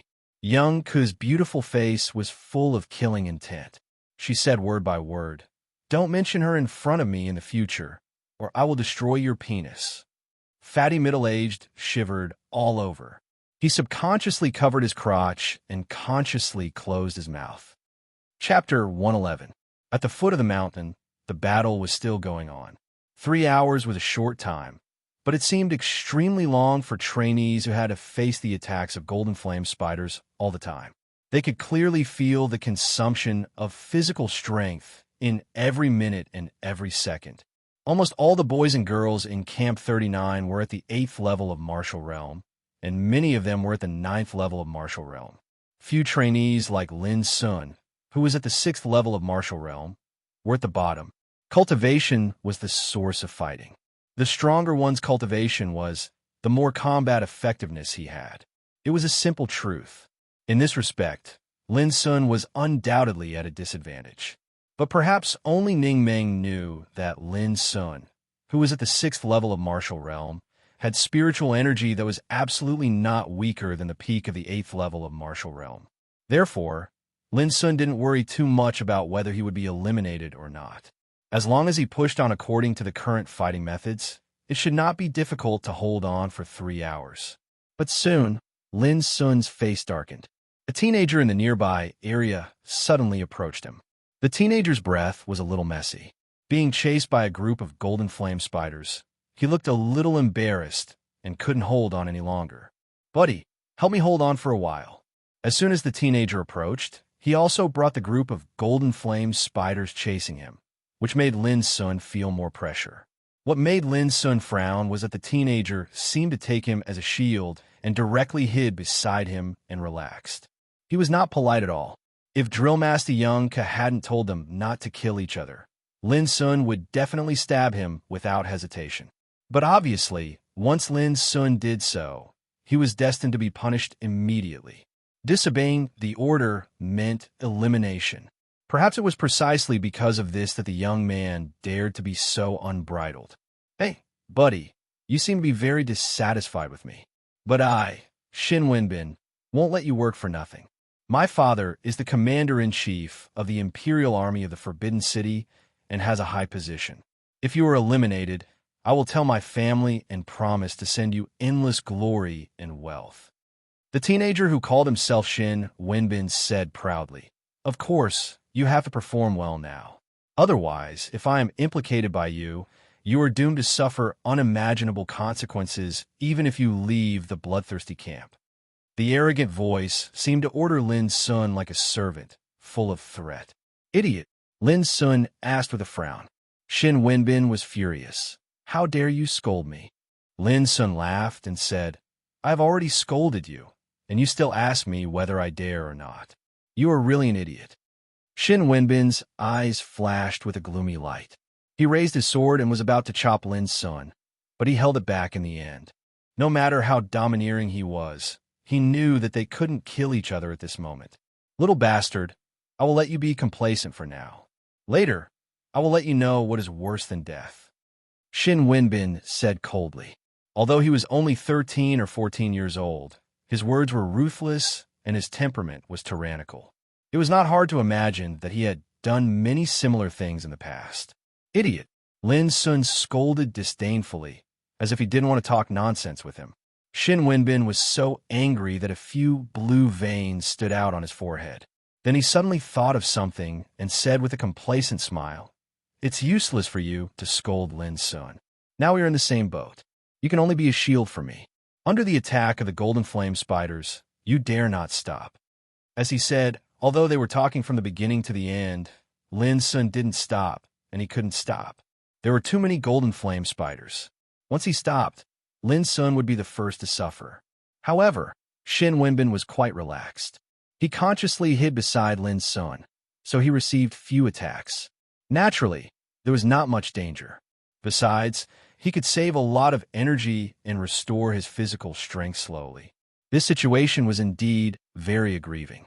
If it was anyone else who was being used like this, that person would probably be furious to the point of stamping with rage and even have the intent to kill. But Lin Sun laughed at this, showing that he didn't take it seriously. But at the same time, Lin Sun's fighting style suddenly changed. He abandoned the stabbing tactic and used the rotating tactic instead of the stabbing tactic. Swish, swish, swish. All of a sudden, Lin Sun's blade rolled up the golden flame spiders rushing at him like a whirlpool and threw them aside. Intentionally or unintentionally, they appeared in front of Shin Wenbin and didn't get hurt at all. However, those golden flame spiders didn't have any intelligence. When they found that they didn't die, they directly rushed to Shin Wenbin, who was closest to them. Shin Wenbin's face changed. He didn't dare to dodge anymore and started a fight with his sword.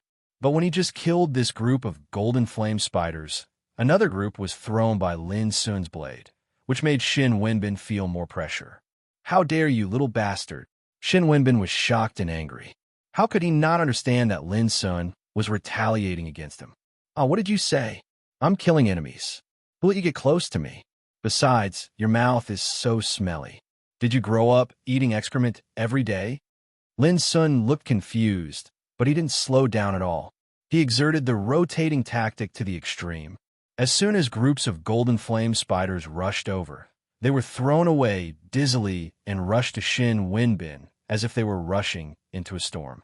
Buzzing, groups of golden flame spiders hissed ferociously and constantly attacked Shin Wenbin, which made him so angry that he wanted to kill Lin Sun with his sword. But no matter how angry he was exhausted in the face of the attacks of golden flame spiders. He could only keep fighting and couldn't be as relaxed as before. The most terrible thing was that he and Lin Sun were now surrounded by layers of golden flame spiders and couldn't get out of the encirclement in a short time. This also meant that Shin Wenbin had no way to retreat. He could only brace himself to kill the enemy. "Little bastard, wait and see. You'll be doomed if you offend me." Shin Wenbin roared again and again. "What? You really grew up eating excrement every day? Haha, are you from the same family as maggots? No wonder your mouth is so smelly. If your parents know that you are so abnormal, they will be very sad, won't they?" Lin Sun looked confused, but his words were extremely vicious. He grew up in a mind prison. When it came to scolding people, he was much better than Shin Wenbin. Shin Wenbin was so angry that his lungs were about to explode, and he couldn't say a word. At this time, it was impossible for him to kill Lin Sun at all costs, because there were so many golden flame spiders surrounding him that he couldn't even protect himself. The commotion here had also attracted the attention of the students in the other areas. Some were taking pleasure in their misfortune. Some were frowning in displeasure. some are deep in thought, and so on. Go for wool and come home shorn. Bah, what a loser. Ning Ming spat disdainfully in the distance and scolded Shin Wenbin unscrupulously. Shin Wenbin is a playboy in the Forbidden City who no one dares to offend. He runs amok and is arrogant by virtue of his father's power. Unfortunately, it's not the Forbidden City. Identity and status are useless here. Sure, you chuckled, but the way he looked at Lin Sun had changed slightly. Suddenly, a man in the field shouted, "Brother Shin, don't panic. I'm here to help you." A figure flickered in the distance, and it was like an azure waterfall that whistled over with a fierce, imposing aura that was terrifying to the extreme. Chikan, this teenager, who showed his brilliance in the competition for the house yesterday, rushed over like a god of war with an iron spear in his hand. His whole body was overflowing with cyan light, and he instantly destroyed the golden flame spiders that besieged Shin Wenbin. His momentum was blazing and eye-catching. Boom! His iron spear swept over like a rainstorm. In an instant, all the golden flame spiders within a radius of 30 meters were smashed into pieces. As trainees in the same camp, we should support each other. But you hurt your companions when they are down. You are really vicious. From today on, I, Chikan, swear to draw a line between me and such despicable people like you, and never have anything to do with each other. Chikan held the spear in one hand and stood majestically. He stared at Lin Sun with a disdainful look. His sonorous and forceful words made many people present applaud. Immediately, he didn't give Lin Sun a chance to speak and rushed away with Shin Wenbin. Lin Sun frowned and sneered in his heart. What bullshit about harming his companions. Chikan pretended to be righteous, but he was obviously helping Shin Wenbin. Swear to draw a line between me and him. Ridiculous. Did he think that Lin Sun would curry favor with him? That was just wishful thinking. Lin Sun was very clear that Chi Kan's words were undoubtedly calling on others to oppose him. Such intention was really vicious. At least at this time, Lin Sun had noticed that many people in the field looked at him with disgust and hostility. Especially Shin Wenbin, who had been staring at Lin Sun with hatred after being rescued by Chi Kan. Lin Sun couldn't help but have a murderous intention in his heart. Compared with other trainees in the camp, he was indeed a nobody. But a man with nothing to lose was not afraid of a man with shoes. If Lin Sun was annoyed, he could do anything. Lin Sun was willing to be cut into pieces and dare to pull the emperor down from his horse. This was Lin Sun's mentality. He was an orphan. After leaving Master Lu and Xia Solstice, he wouldn't be afraid of anything. These thoughts were soon suppressed in Lin Sun's heart. He continued to concentrate on killing enemies. From the beginning to the end, his expression didn't change. In the bloodthirsty camp, Lin Sun firmly believed that as long as he knew the rules, followed the rules, and was good at making use of the rules, he could ensure his safety.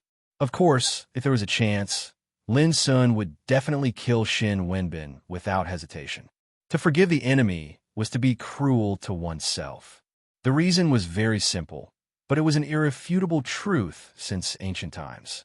On the mountain peak, young Ku withdrew her gaze, and her delicate and beautiful facial features were as calm as usual. Everything that happened just now was seen by her, but it didn't arouse much reaction from her. This kind of dispute was very common, especially in the bloodthirsty camp. From today on, many similar things would happen, and there would only be more cruel and bloody things than the one just now. What young Ku needed to do was to maintain the rules of the bloodthirsty camp. As long as the rules weren't violated, she would never make any intervention. Chapter 112.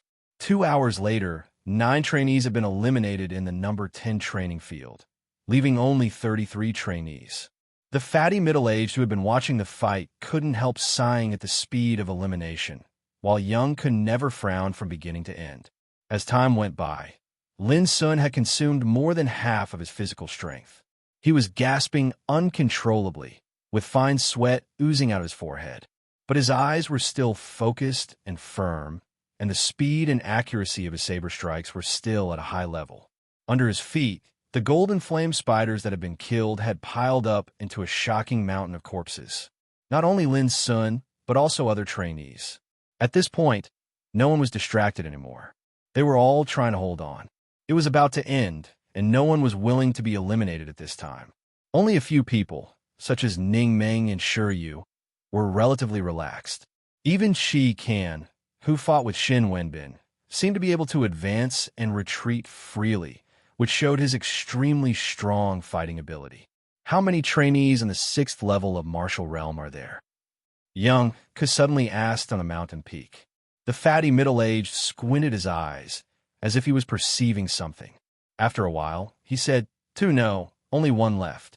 Young Ke looked up and saw another teenager screaming in the field while the fatty middle-aged was talking. He couldn't hold on anymore. Obviously, this teenager was one of the 2 trainees on the 6th level of martial realm mentioned by the fatty middle-aged. Unfortunately, he had been eliminated at this moment. The fatty middle-aged sighed. This eliminated little guy has a good talent. He can hold on until now with the cultivation of the 6th level of martial realm. Ordinary people can't compare with him. Young Ke kept silent and said after a while, "Who's the other trainee on the 6th level of martial realm?" The fatty middle-aged pointed at Lin Sun from afar and said thoughtfully, "This little guy is not simple. Look at his sabersmanship. It's fierce, swift, and fatal. Only the strong who really know how to fight can understand that this kind of sabersmanship is the most effective and the most horrible." Young Ke agreed and said, "This kind of sabersmanship is really unique. It should be a rare secret skill. But this boy's cultivation is too low to give full play to the real power of this sabersmanship." The fatty middle-aged laughed. "It's not easy. He has mastered the essence of the sabersmanship and is only one step away from the precision realm." Young Ke thought for a while and suddenly asked, "Which family did he come from?" The obese middle-aged man shook his head. "You'll have to ask Shu Sanchi." Speaking of Shu Sanchi, Young Ke fell into a rare moment of silence. She said, "You should know Chief Shu's character. If he doesn't want to say it, he won't say a word even if you kill him." The obese middle-aged man shrugged in agreement. Ning Meng, Shiryu, Qi Kan, Wen Mingxiu, Li Qiu, Mao Langxin. Young Ke named 6 names in a row and said, "Pay attention to these 6 people." The middle-aged man was startled. "Are we going to start preparing for the Twilight Blood Purge now?" Young Ke said indifferently, "We only have 1 year. We must prepare in advance." The plump middle-aged man pondered for a moment and sighed. "Forget it. I don't understand what you're thinking, but I know that many things will happen within a year. You're being too hasty." He knew very well what it meant to be the focus of attention. It meant that in Young Ke's eyes, only these 6 students would be able to last until the end of the year's training. As for the others, they would probably be eliminated in the end. However, he also knew that a lot of things could happen in a year's time. It was obviously irrational for Young Ke to do this on the first day of the training. Regarding this, Young Ke remained silent. She had never changed what she had decided on. When the training time reached 2 hours and 40 minutes, only 28 trainees were still fighting on the number 10 training field. They were all embarrassed, but Lin Sun was undoubtedly the most embarrassed one. At the moment, he was soaked in cold sweat. His face was slightly pale, and he was gasping for breath. He couldn't keep his balance and staggered. Obviously, he couldn't hold on any longer. Lin Sun knew why he was like this. Because of Shin Wenbin's interference, his fighting rhythm was disrupted to a certain extent, and he wasted unnecessary physical strength. Otherwise, he wouldn't be so embarrassed now. Damn it, why hasn't he been eliminated yet? In the distance, Shin Wenbin had been observing Lin Sun from time to time. He wished that Lin Sun would be eaten alive by the golden flame spiders. But until now, Lin Sun didn't fall down even though he looked embarrassed, which made Shin Wenbin extremely unwilling. There are still 20 minutes left. In his current state, he can't last until the end, Qi Kan said coldly. With his extremely sharp eyes, he could tell that Lin Sun was an arrow at the end of its flight at a glance. That's good. That's good. Shin Wenbin grinned grimly. When he is eliminated, I'll find a chance to write a letter and ask my father to send someone to arrest him. When I leave the bloodthirsty camp, I'll settle accounts with him. His voice was full of resentment, and he hated Lin Sun to the core. Unexpectedly, After more than 10 minutes, Lin Sun's body staggered and was about to fall down, but he held on, which made Shin Wenbin shocked and angry. Even Qi King couldn't help frowning. It seemed that he didn't expect that Lin Sun's perseverance was so strong. In another area, Ningming raised his head and glanced at Lin Sun. He couldn't help raising his eyebrows, thinking that it was amazing that Lin Sun could hold on until now with the cultivation of the 6th level of martial realm. Seeing that there were only about 5 minutes left before the end of the training, Ningming gritted his teeth and planned to take the opportunity to help Lin Sun. They came to the bloodthirsty camp together, so they were friends. He couldn't leave Lin Sun in the lurch. Wait a minute. Suddenly, Shiryu appeared. Intentionally or unintentionally, he happened to block the way between Ningming and Lin Sun. "Toy boy, what are you doing?" Ningming's face darkened. He didn't like Shiryu at all. "If you save him at this time, you will hurt him," Shiryu said lightly. King know nothing. Ningming scolded. "I think you are obviously going to let my brother be eliminated and trap me in injustice." "Oh, you are brothers. Then why did you stand by when Shin Wenbin hurt him just now? Are you also afraid of Shin Wenbin's father?" Shiryu sneered. "Bullshit." Ningming was furious. "If you pester endlessly, don't blame me for being rude," Shiryu said with a smile. "Killing each other will lead to elimination. Are you sure you want to do this?" Ningming opened his eyes wide, and his eyes were about to spurt fire. At this moment, a scream suddenly sounded in the distance. Ningming and Shiryu were shocked and looked over at the same time. On the peak, young Ke said casually, "It's almost time. Let's go." Fatty middle-aged was a little absent-minded. He stared at the field and Lin Sun and said, "It's unexpected that this boy hasn't fallen yet." Young Ke raised her eyebrows and looked at the field. As expected, she found that Lin Sun's face was pale and he staggered several times, but he was still holding on. No matter how many golden flame spiders approached him, they were all killed by him. Young Ke looked at the time and found that there were only 3 minutes left. She compared Lin Sun's current state and said, "He has no hope." Fatty middle-aged's face changed slightly. He also knew that although there were only 3 minutes left, it was difficult for Lin Sun to hold on to the end, according to his current situation. When he thought up to here, an indescribable feeling suddenly surged out from his heart.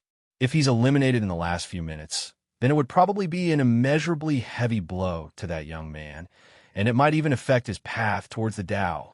But Fatty Middle-Aged also knew that the rules couldn't be broken. Neither he nor young Ku could help Lin Sun. What? Suddenly, a rare wisp of surprise appeared on young Ku's calm and beautiful face. Fatty Middle-Aged looked up, and his eyes lit up. In the training field, Lin Sun, who was on the verge of falling, didn't cheer up all of a sudden. But the power of his saber play seemed to soar too much in an instant. With only one strike, the golden flame spiders that besieged Lin from all directions were chopped into pieces like a piece of paper, and the pieces fell to the ground. All of a sudden, there was a blank area around Lin Sun. How could it be? Shin Wenbin exclaimed in the distance. He thought he was dazzled. But when he saw Lin Sun's second strike still produced such a powerful power, Shin Wenbin felt like he was struck by lightning, and his unwillingness rose to the extreme. There were only 2 minutes left. How could it be? Shin Wenbin didn't notice that Chi Can's face was also gloomy, with a trace of seriousness in his eyes. He knew at a glance that Lin Sun's control of the saber play had improved to a higher level. This, Ning Meng in the distance couldn't help but be stunned.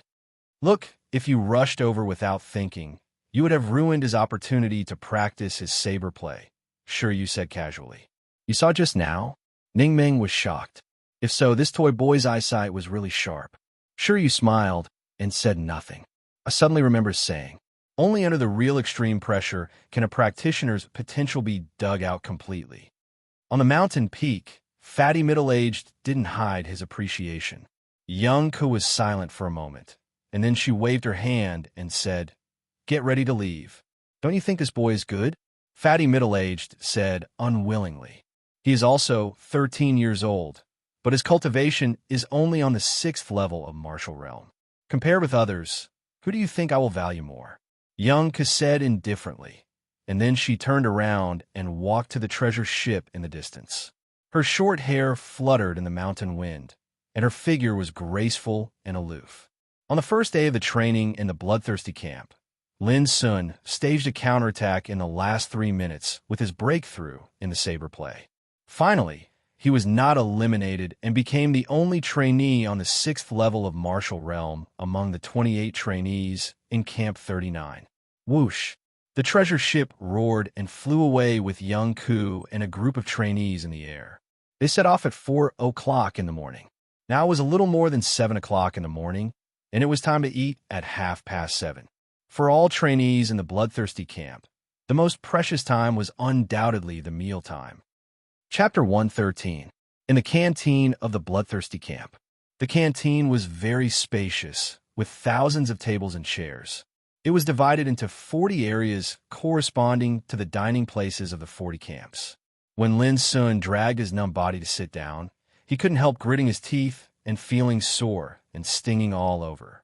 3 hours of continuous fighting not only exhausted the spiritual energy in Lin Sun's body, but also made his strong physique feel exhausted. If he didn't hold on with his willpower, Lin Sun suspected that he would pass out at any time. Before long, Ning Ming sat opposite Lin Sun with 2 breakfasts and said with a smile, "Although the conditions here are a little bad, the breakfast is really good. It's almost as good as the banquet in the palace." The breakfast was really good, with a bowl of porridge, 4 dishes, and 10 meat buns. The porridge was cooked with an extremely rare azure jade spirit grain, and the rice grains were smooth and translucent like jade and emitted a fragrant aroma. The 4 dishes were cooked with various precious spirit vegetables and spirit meat, and they looked, smelled, and even the meat buns were made with the leg meat of a bloody-eyed leopard. Not only did they taste delicious, they also contained extremely abundant spirit energy. Lin Sun didn't talk nonsense and directly gobbled up the food. His exhausted body was like a bottomless pit in urgent need of nourishment. Ning Ming was obviously hungry. While swallowing, he said vaguely, "Lin Sun, I really underestimated you before. Your performance in the number 10 training field today deserves my special treatment." Lin Sun rolled his eyes. This guy's tone was always so arrogant. With this bad habit, he would definitely cause a lot of trouble in the future. "By the way, I've seen how Cheek targeted you today. I'll find a chance to help you vent your anger in the future," Ning said casually. Lin Sun was stunned. He put down his chopsticks and looked at Ning Ming curiously. "Why do you want to help me?" Ning Ming said unhappily, "Have you forgotten what I said on the way to the bloodthirsty camp? You are my friend. If you are bullied by others, where can I put my face?" It turned out that Ning Ming was afraid of losing his face. Lin Sun said angrily, "Let's eat." While the 2 of them were engrossed in eating, the cafeteria was getting more and more lively. There were more than 1,000 students in the 40 camps, and they were sitting in different areas. It was a spectacular scene. The mealtime was half an hour. Apart from the rule of not fighting, there were no other restrictions. It was a rare opportunity for them to relax. The atmosphere was very lively. These trainees were all teenagers, and some of them had known each other before they came to the bloodthirsty camp. When they gathered together, they inevitably talked loudly. The topics discussed were all about some trainees who had been famous long before they entered the bloodthirsty camp. This was normal. The trainees recruited by the bloodthirsty camp this time were all selected through special channels. Each of them was talented and had extraordinary qualifications. Moreover, most of them had extraordinary backgrounds. It was rare to see a trainee from a poor background. Lin Sun was not interested in these topics, so he buried his head in eating. Ning Ming seemed to have heard something and said solemnly, "I didn't expect that by Ling Shi, the eldest granddaughter of Jinghai Marquis of the Empire, and Zhao Yin, the great-great-grandson of Bao Marquis of the Forbidden City, are also here." Lin asked casually, "Are you afraid of them?" Ning Ming's eyes widened. "What a joke. I, Ning Ming, have never been afraid of anyone since I was a child." He paused for a moment, then frowned and said, "But these 2 fellows are very difficult to deal with. They're geniuses born with special innate talent, and they can be said to be 1 in a million. We must be careful when fighting them." Lin Sun thought of something. Do they both have spiritual veins in their bodies? Ning Ming shook his head and said, spiritual veins can only be regarded as one kind of talent property. I heard that Bai Lingshi's talent property is Starshine Eternal, a mysterious soul talent, which is extremely rare.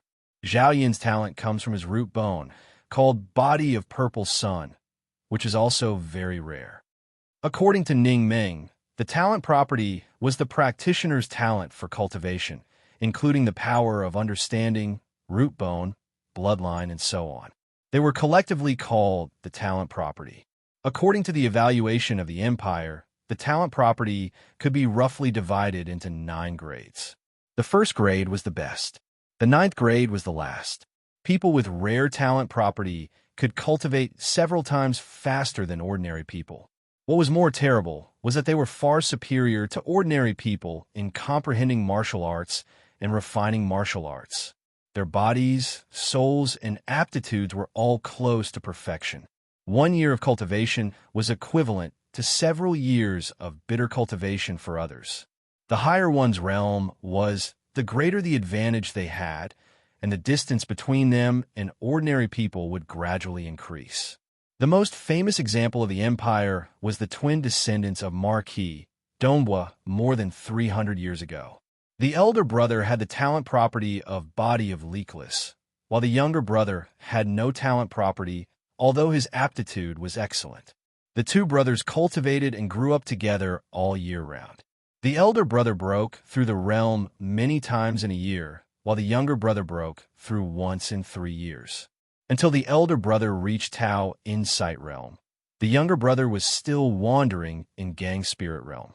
When the elder brother had become a giant and dominated a region, the younger brother had already faded into the ordinary people. Because of the same talent property, the gap between the twin brothers' cultivation was getting bigger and bigger. It could be seen from this that people with talent property were very powerful. Like Bai Lingshi's Starshine Eternal, it was almost the 4th grade talent property. Like Zhao Yin's Body of Purple Sun, it was the 7th grade talent property. But no matter what grade it was, as long as one had talent property, he had already surpassed ordinary practitioners too much innately. At this point, Lin Sun vaguely understood the meaning of having talent property. He couldn't help but feel excited. He thought of his spiritual vein devouring abyss, which had been dug out. What level of talent was this? It's a pity that there are too few practitioners with talent property in the whole Xiao Empire. It can be said that 1 in 10,000 is as rare as a phoenix feather or a unicorn horn.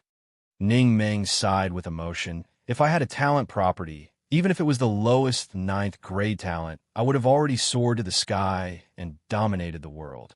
Lin Sun kept silent. He had the impulse to ask about devouring abyss several times, but he finally restrained himself. He couldn't say it because it was his biggest secret. At this time, a sneer suddenly came from the side. Sure, you came over with a smile and sat down beside Ning Meng. He squinted at Ning Meng and said, "Don't brag. It's useless to give you first-class talent because of your stupidity." Ning Meng pounded the table and said angrily, "Toy boy, do you want to die?" Sure, you ignored him and continued, "I heard that Bai Lingshi and Zhao Yin are not the only ones here. Your nemesis, Zhang Sun Heng, is here as well." Zhang Sun Heng. Ning Meng's face suddenly showed a touch of evil spirit, which was extremely gloomy. This was the first time that Lin Sun saw Ning Meng like this. He couldn't help but frown and look at Shiryu.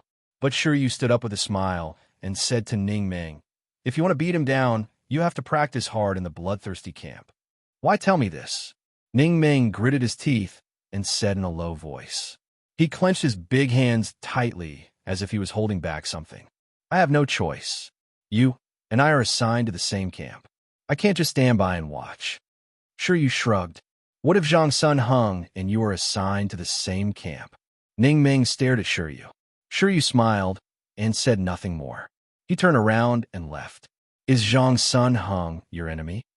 Lin asked. Ning Meng shook his head and didn't want to mention it again. At the end of the breakfast, Lin Sun and other 28 trainees of Camp 39 were informed that they had passed the training on the number 10 training ground and got 5 points respectively. It was also at this time that Lin Sun knew that their first month of combat training should be arranged in a number 1 to 9 training ground, where the combat environment was relatively easier and safer. And the number 10 training ground was actually prepared for the second month of combat training. Lin Sun had no objection to this arrangement. What he had to do was to obey the order. What was more, for a woman like Drill Master Young Ku, even if he protested, it would be useless. Anyway, compared with other camps, the elimination rate in Camp 39 was undoubtedly the highest on the first day of training.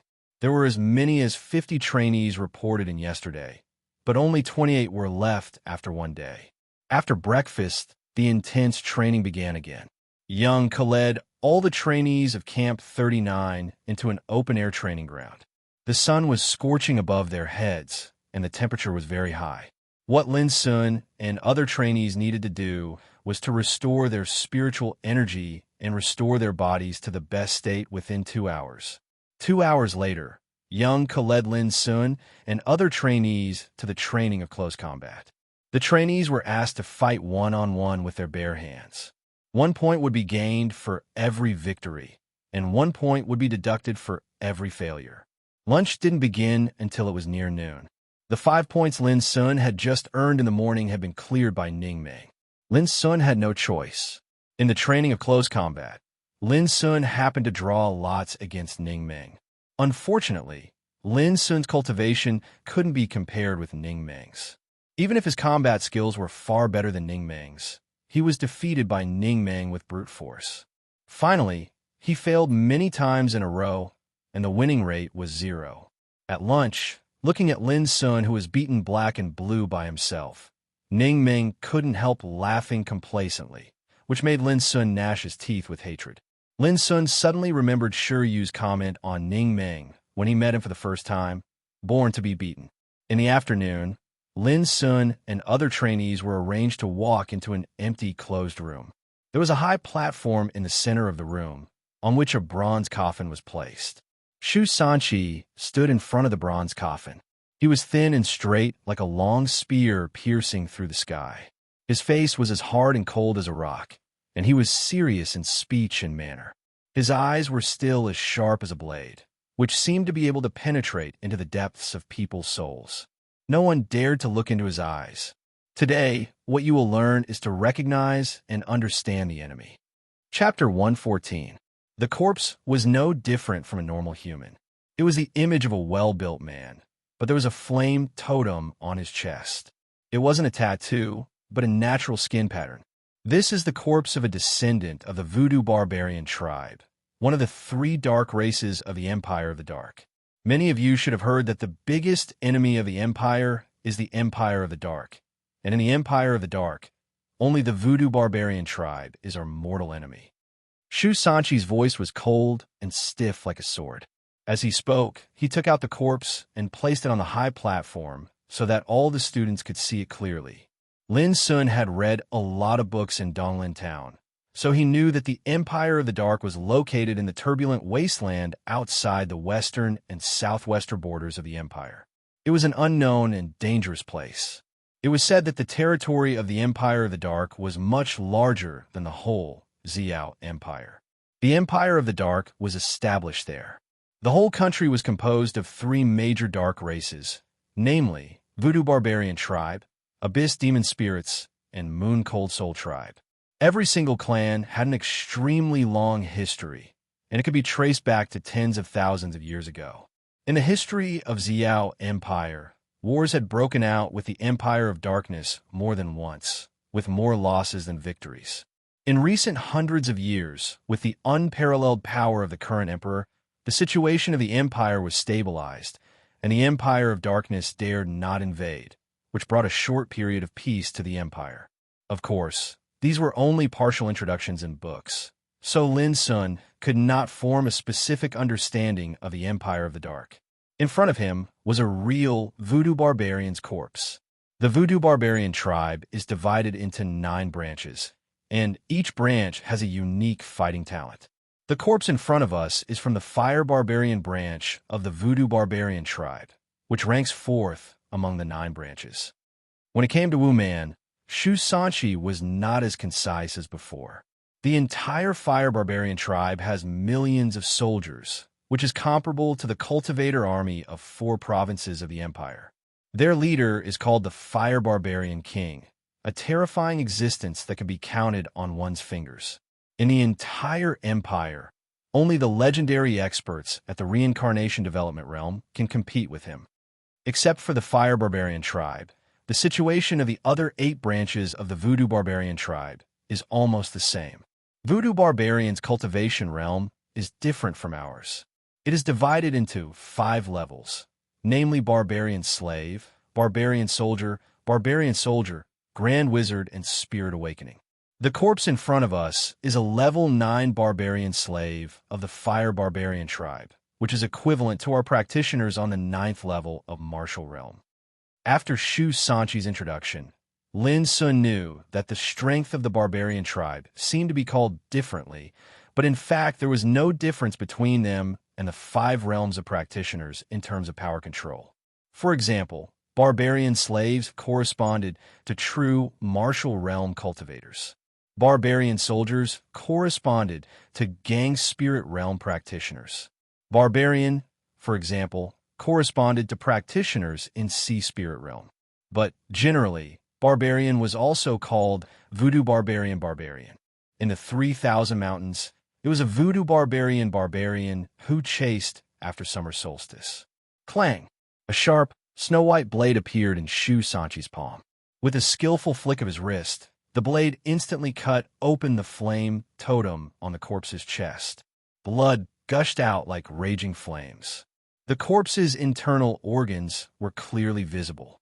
The scene was extremely bloody. Shu Sanqi's expression remained unchanged.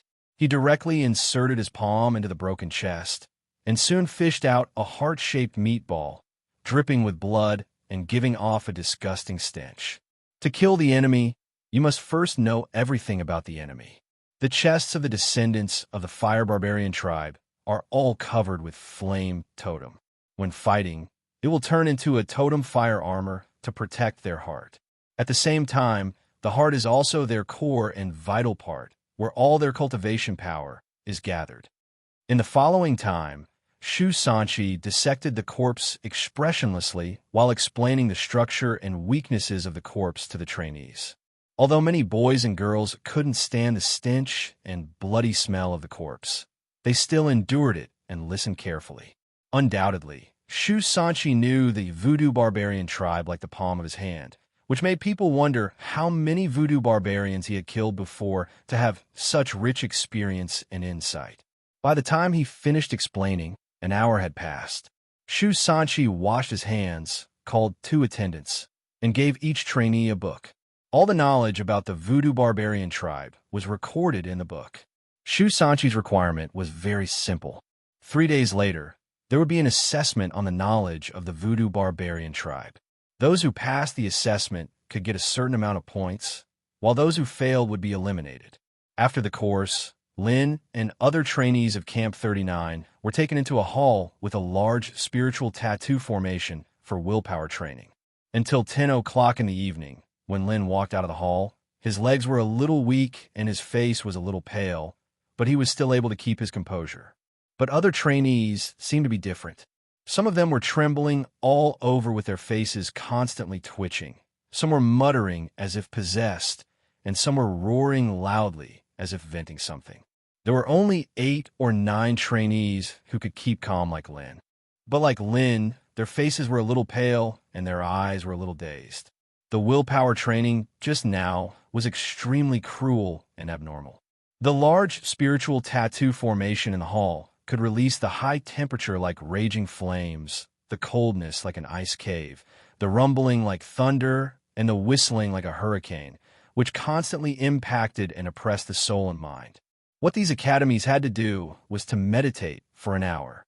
They were not allowed to cultivate, nor were they allowed to make any movements.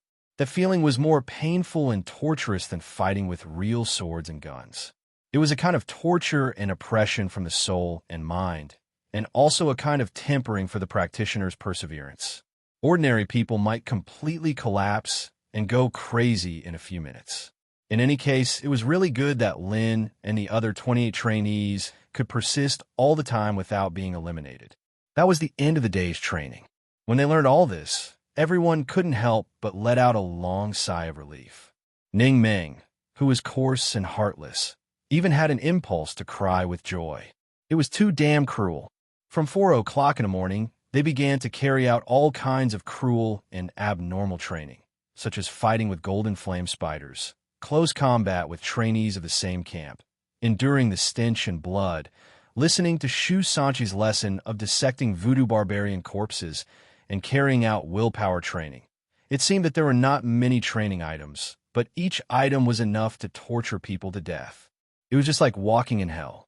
Most trainees present were born in extraordinary families, and they had lived a very good and comfortable life before. They could have anything they wanted. They had never suffered like this. If they hadn't had a good cultivation foundation since childhood, and their aptitudes and talents were all very good, they might not have been able to persist at all. And the day's experience also made everyone deeply understand what kind of place the bloodthirsty camp was. Everything here could not be described as cruel, but abnormal. The dinner was very rich, and there was even a real panacea. Panacea, the essence of panacea, had endless magical effects.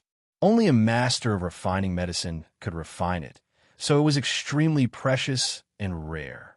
The panacea prepared in the dinner of the bloodthirsty camp was called condensate pill, which was a kind of superior panacea for refining cultivation and dredging meridians.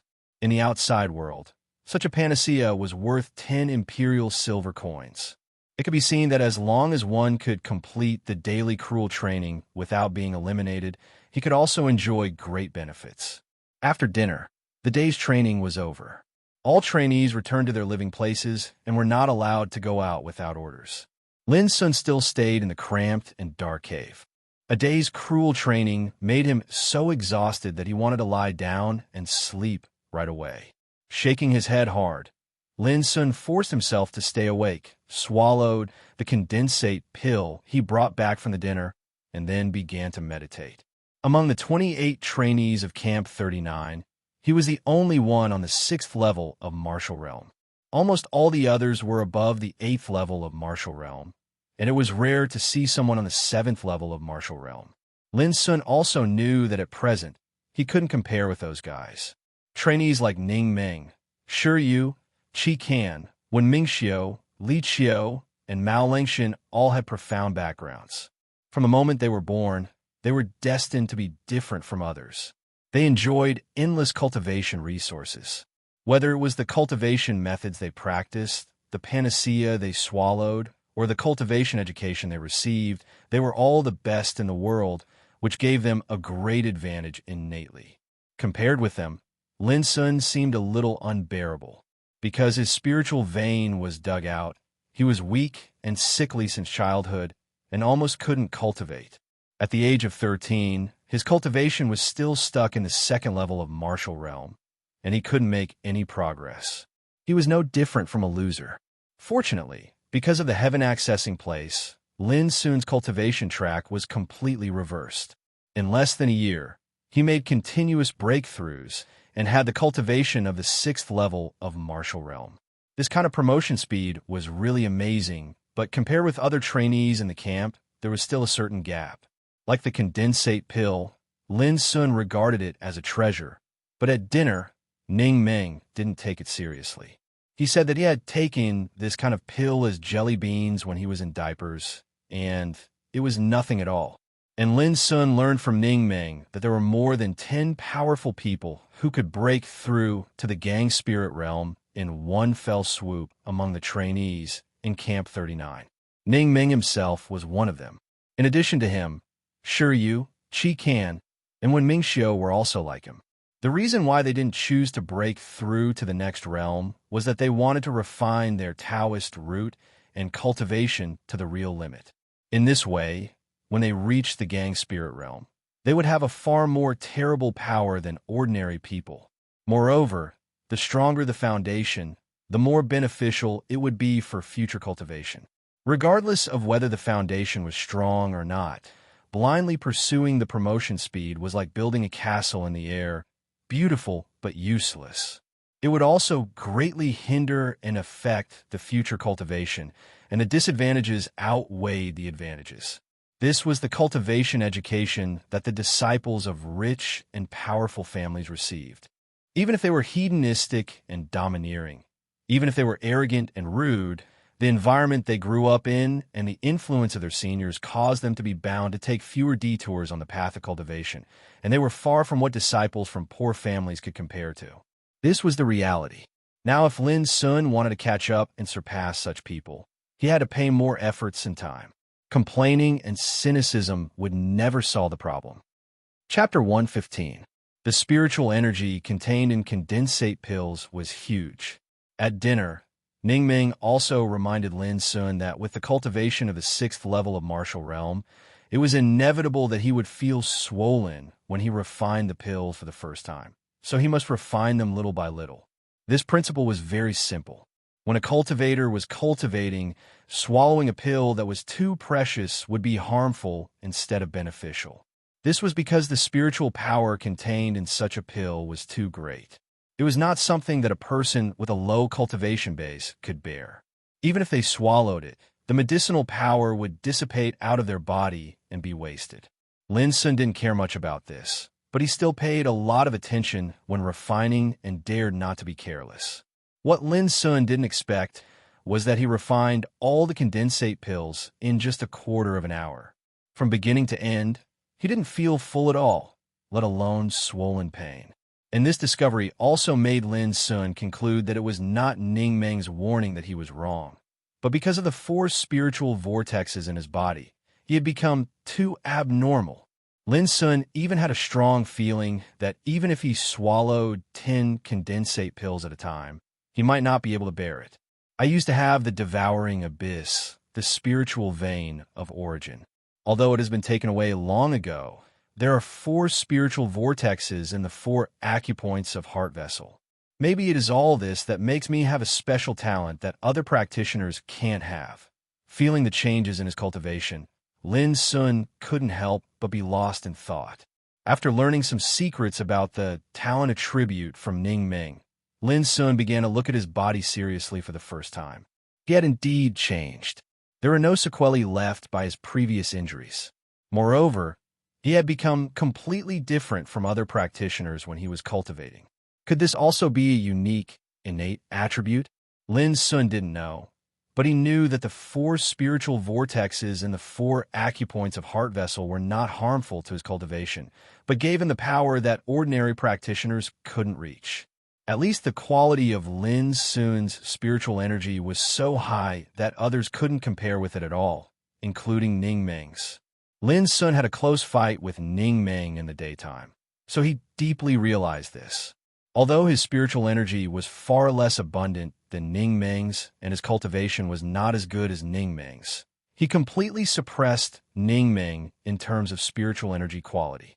Otherwise, Lin Sun wouldn't have been able to show extraordinary tenacity when fighting with Ningmeng. It was common knowledge in the cultivation world that the higher the quality of spiritual power, the more powerful it would be. At that time, Ningmeng was quite shocked. He said that he had been suppressing his realm and honing the quality of his spiritual power little by little since 4 years ago. He had thought that the quality of his spiritual power was strong enough. Who would have thought that he couldn't compete with Lin Sun? Ningmeng was also puzzled. He shamelessly asked Lin how he did it, but Lin was beaten black and blue by Ning at that time, so he didn't bother to answer him. However, this also proved that the existence of the 4 spiritual vortexes in his body did make Lin completely different from other practitioners. Although his cultivation was still low, and there was a certain gap between him and the other trainees, Lin believed that with his efforts, the gap would only get smaller and smaller until he eventually surpassed them. After cultivating his spiritual energy, Lin Sun repeated the practice of meditating magic. There were many benefits to a strong spirit. At present, it seemed that only the power of perception was strengthened, but would bring immeasurable benefits to his future cultivation. Therefore, Lin Sun would never delay the practice of meditating magic for the sake of other aspects of cultivation. It was about 1 o'clock in the morning when he finished meditating. Lin Sun sighed in his heart that he still didn't have enough time. The training in the daytime was cruel and intense. Every minute and second was like spinning in hell. There was no time for him to relax at all, and there was not much time left for Lin Sun in the evening. Cultivating his spiritual energy, tempering his spirit, each of them needed a certain amount of time. This meant that if Lin Sun wanted to practice spiritual tattoos or temper and comprehend the cultivation of martial arts, he had to give up sleeping time. Fortunately, according to Lin Sun's current cultivation, plus his strong spirit and physique, it wouldn't be a problem even if he didn't sleep for 3 to 5 days, but it would be harder than before. However, it was not a long-term solution. Cultivation couldn't be completed overnight. It also needed to be settled and comprehended.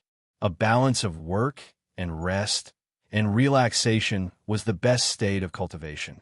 Lin Sun also knew this truth. Unfortunately, he was too short of time at present, and the competition in the bloodthirsty camp was extremely cruel. He could be eliminated at any time. In order to stick to the end, Lin Sun had to choose to fight. But tonight, he didn't practice spiritual tattoos or martial arts. Instead, he entered the heaven-accessing place.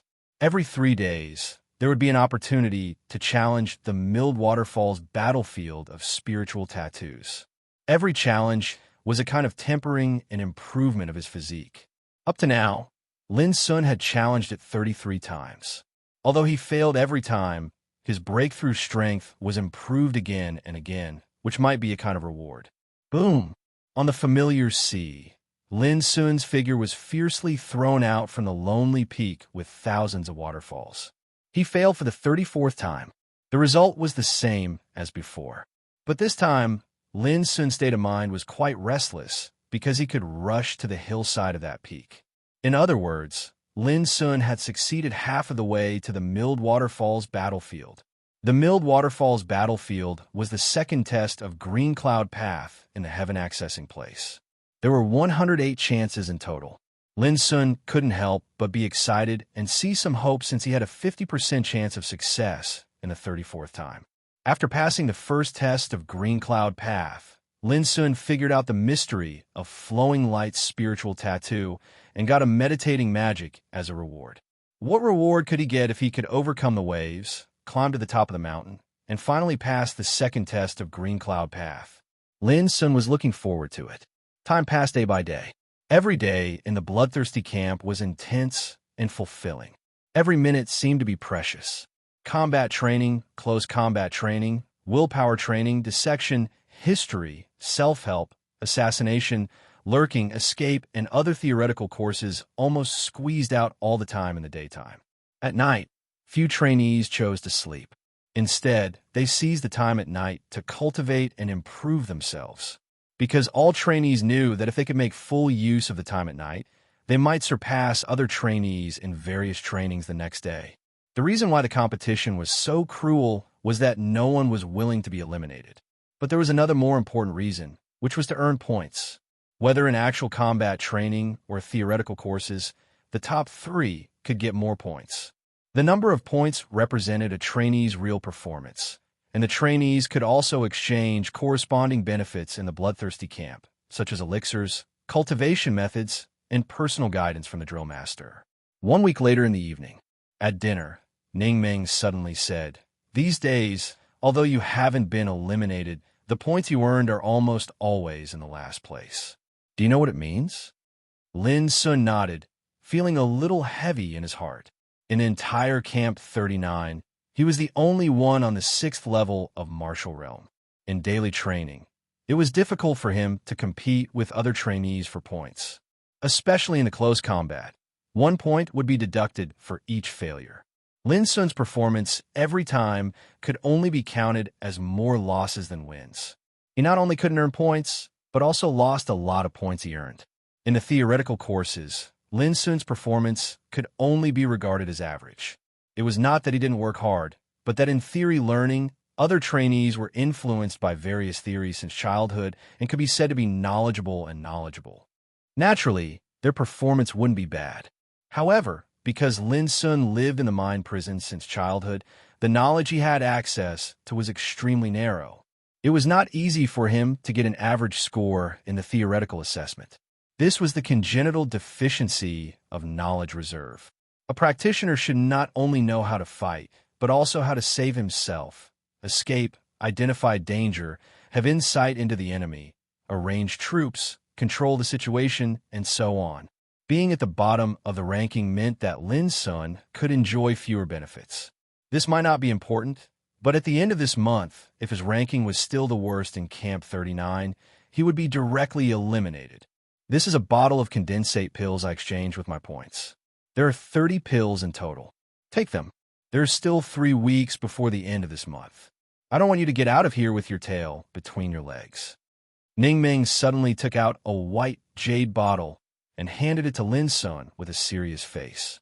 Lin Sun was stunned. After a moment of silence, he accepted it and said with a smile, "Are you worried that I will lose face for you again?" Ning Ming said fiercely, "Isn't it nonsense?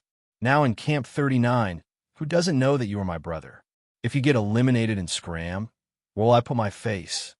Lin Sun shrugged helplessly and said, "Forget it. For the sake of your face, I intend to make a sacrifice and try not to be eliminated." In this week, even if Lin Sun didn't care about it, he knew that although there were only 28 people in Camp 39 now, they were divided into different circles. Among them, Qi Kan, Xin Wenbin, Wen Mingxiu, Mao Lengshin, and others were in a circle, and many people gathered around them. Shiryu, Li Qiu, and 4 or 5 other people often stayed together, which was also a circle. In the end, only Ning Ming and Lin Sun were left. Ning Ming was originally a very popular trainee, but after he regarded Lin Sun as his brother, many people subconsciously kept a distance from him, although they didn't say anything on the surface. Because everyone knew that since the dispute between Lin Sun and Xin Wenbin on the first day, a circle including Qi Kan and Wen Mingxiu had completely drawn a line with Lin Sun and regarded him as a potential enemy. Under such circumstances, Ning Ming, who had a good relationship with Lin Sun, was not targeted by others, but no one was willing to take the initiative to get close to him. Lin Sun saw all these in his heart. Of course, he knew that Ning Ming did this to help him in a disguised way. If it weren't for Ning Ming, Xin Wenbin would have been unable to help dealing with him. There are only 3 weeks left. This situation must be changed. Lin Sun secretly made up his mind. He couldn't bear to be eliminated like this. Chapter 116. In Camp 39, there was only one person that Lin Sun couldn't figure out: Shiryu. Shiryu was a core figure in another circle, but he had never shown any ambition or been hostile to anyone. Even on many occasions, Shiryu had talked with Lin Sunpan several times. What they talked about was related to training without any other purpose. Lin Sun couldn't comment on this. Just a few days ago, he heard Ning Ming mention by chance that Shiryu was the 3rd son of Fortune God Shi of the Empire, namely, Shi Xuan's younger brother. Lin Sun didn't know whether Shiryu knew him or not, but he owed Shi Xuan a favor, so subconsciously he wouldn't speculate on Shiryu's behavior. When he walked out of the canteen, Lin Sun had been thinking about how to change his situation so that he wouldn't be eliminated at the end of this month at least. After thinking it over, he found it was really difficult to change all this in just 3 weeks. At least until now, Lin Sun had no clue. He was not willing to admit defeat. It was dusk. In the scorching desert, this should be the most comfortable time. It was neither hot nor cold. The sunset was like fire, like a magnificent rose, painting magnificent colors in the sky. Competition was everywhere in the camp. After dinner, almost all the trainees of Camp 39 returned to their living places, seizing the time to cultivate and improve themselves. Lin Sun walked alone on the road in front of the camp with a heavy heart. All of a sudden, he noticed a skinny old man lying on the ground in the open space not far away, fiddling with a strange thing like a tripod furnace. The old man was extremely skinny with unkempt hair. Staring at the thing in his hand, he was murmuring something with a worried frown. Lin Sun couldn't help but walk over curiously. Looking down, he found that the thing in the old man's hand was indeed like a tripod furnace, about half a foot high, with a dark red color. The surface of the tripod furnace was covered with hair-like fine and complicated spiritual tattoos, which covered the inside and outside of the tripod furnace. At a glance, Lin Sun recognized that it was a spiritual furnace, the core component of refining a treasure boat. Damn it, it's still not right. Equipped with this thing, it can't speed up the treasure boat, and it may make the power of the treasure boat fluctuate. The loss outweighs the gain. The old man gritted his teeth and looked depressed as he muttered, "Could it be that my assumption was really wrong? The gold flame treasure light spirit formation couldn't replace the original moonlight spirit formation? Or was there something wrong with the material of this spirit furnace?" He lay on the ground, still unwilling, and seemed to be in a daze. Lin Sun was stunned and stared at the spiritual furnace for a long time.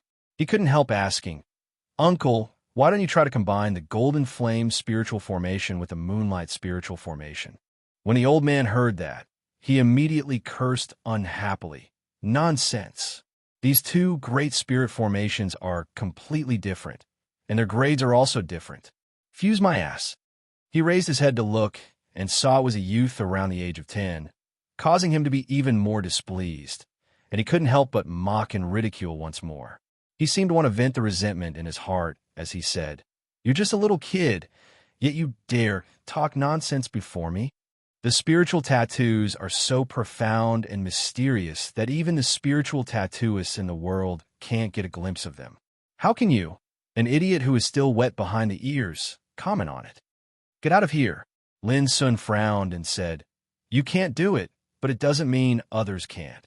Old guy, if all the spiritual tattooists in the world are as arrogant as you, I think they can never touch the supreme realm of spiritual tattoos in their lives." After saying this, he turned around and left. He didn't want to argue with the grumpy old bastard. "Bah, you're so arrogant at such a young age. Nowadays, the younger generation is not only ignorant, but also fucking arrogant." The old man spat at Lin Sun's back fiercely, and then buried his head to stare at the spiritual furnace he had refined by himself. Until the night fell, he still had no clue. He couldn't help but feel upset. He suddenly grabbed the spiritual furnace and was about to destroy it. But at this moment, a charming laughter like a silver bell suddenly sounded in the distance. "Old Mo, why are you here? Guess what good news I brought back for you?" Along with the voice, a fiery red silhouette appeared in front of the old man like the wind. Her eyes were bright, her eyebrows were curved, and she had a standard oval face. Her beautiful hair was slightly curled and draped over her shoulders. Her full lips were red like fire, and they were slightly pursed, revealing an unruly wildness. She wore a fiery leather coat and trousers. The narrow leather coat almost couldn't restrain her plump breasts, and her snow-white and delicate waist was exposed at the waistline.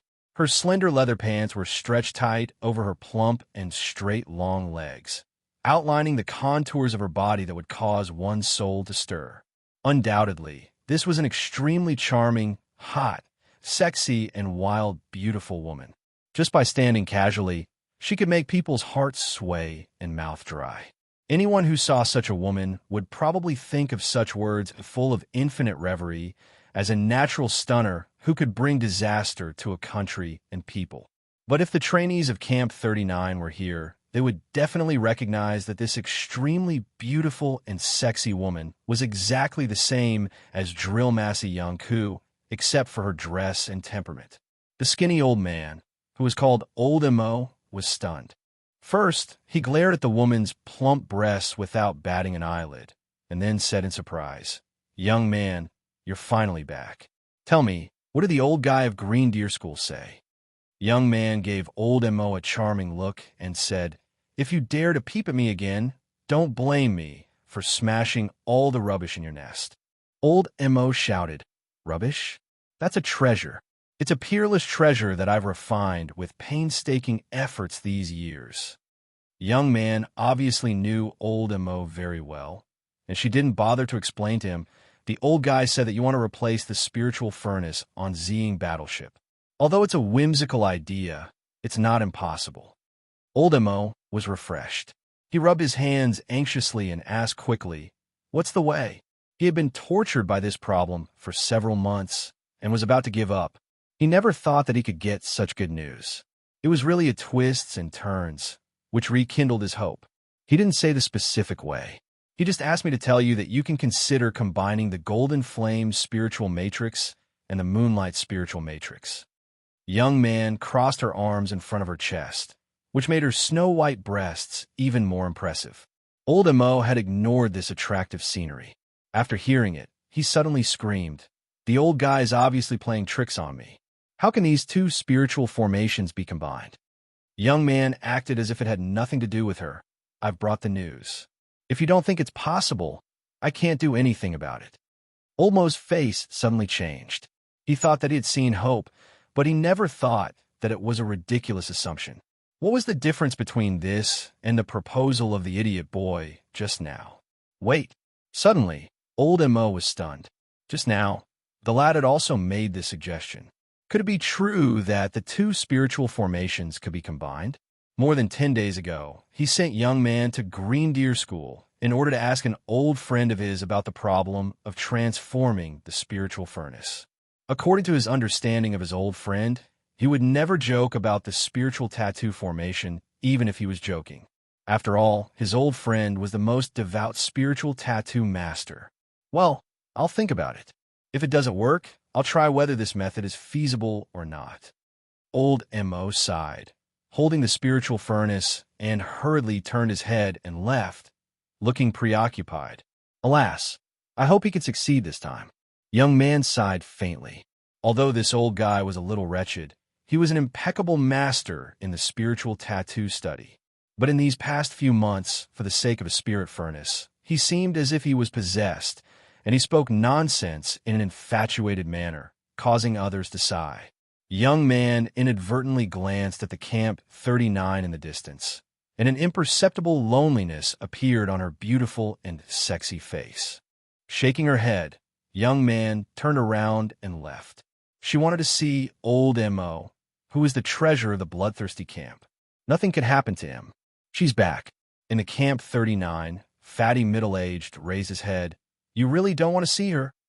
A lone and slender figure sat at the top of the treasured vessel at the side. He wore an old-fashioned military uniform, and his jet black hair that fell to his ears fluttered in the twilight breeze, revealing a delicate and beautiful white face. It was young Ku.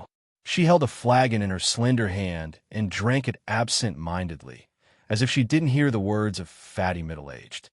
Alas, you two are more stubborn than the other. Forget it, I don't care. Fatty middle-aged shook his head angrily and turned away with his hands clasped behind his back. In the dusk, a touch of night came, casting a shadow on young Ku's face. She stared into the distance and said softly after a long time, "She is not my sister." Young Ku turned over and jumped off the treasure ship. She stood straight as before and recovered her former calmness and indifference. Her figure soon disappeared in the darkness. The night grew darker and darker. Lin Sun seized the time to practice with a solemn and calm look. He had swallowed 10 condensate pills before. Now, in his body, there was a surging hot current of spiritual power, surging and circulating in his body. 3 hours later, Lin Sun trembled all over and opened his eyes for meditation. There was a flash of dazzling light in his eyes, but he soon recovered his calmness. The efficacy of 10 condensate pills is really great. I've never had this feeling of fullness when I practiced in the past. Feeling the changes in his body, Lin Sun was surprised to find that his cultivation was not far from the 7th level of martial realm. But before Lin Sun could feel it carefully, he suddenly felt a touch of fear in his heart and suddenly looked out of the cave. A sexy and hot figure appeared there. Although it was not real in the night, it had its own seductive, hazy beauty. "Don't be nervous, handsome boy. Follow me to see someone." With a low and charming laugh, Lin Sun felt dizzy. Before he could react, he was picked up by a hand and rushed out of the cave. Chapter 117. In the darkness, the bloodthirsty camp was like an ancient fierce beast shrouded in darkness, falling into a deep sleep. It was unusually quiet. After the initial panic, Lin Sun had calmed down. He was carried through the darkness, and he could only see from the corner of his eyes that the person who was carrying him had a pair of slender and straight legs, as well as a small section of snow-white, exquisite, and slender waist. Due to the close distance, he could even smell a faint body fragrance from the woman's body. This was a woman with an unusually sexy and provocative figure. Just looking at the curves of her slender legs and the slender waist that constantly swayed with her steps gave people endless temptation and reverie. However, Lin Sun was not in the mood to appreciate all this. He needed to think about who the woman was and why she dared to take him away in the bloodthirsty camp in the middle of the night. "Handsome boy, are you afraid?" A low laugh sounded in his ears, soft and charming like a cat's paw. "I'm afraid, but I'm also not afraid. I really can't think of anything special about me that could attract such a great beauty like you, sister. You actually took advantage of this beautiful night to kidnap me. It really makes me nervous, but I'm secretly delighted," Lin Sun said quickly in a low voice, telling her directly that once he dared to shout, he would be knocked out immediately. The woman chuckled and seemed to find Lin Sun's answer very interesting. She said, "You are very cunning and have a sweet mouth. I don't know how many girls you will harm in the future." Lin Sun rolled his eyes and looked at the environment along the way. He said casually with a smile, "Sister, you are wrong. I never harm girls. They are all hot-tempered, willful, and hard to please. I only like a beauty like you, who is mature, wise, considerate, and most importantly, you know how to love others." Bang! Lin Sun's forehead was knocked, and then he heard the woman giggling. "Good boy. You dare to take advantage of me. You're really bold," Lin Sun said with a smile. "When I meet a beauty like you, I can't help but be bold. This is charm. Other women can't compare with you." The woman laughed so hard that her snow-white waist trembled like ripples in the night, which made Lin a little dazed. For the first time, he found that there was a kind of woman whose waist was full of irresistible charm. "If you dared to speak to me like this a few years ago, I would have cut off your tongue a long time ago," the woman lamented after a long while. "How about now?" Lin Sun looked like a curious baby, but he sighed in his heart. Why hadn't he found out that he had been taken away for so long? "Now," the woman's voice sank as if she had thought of something.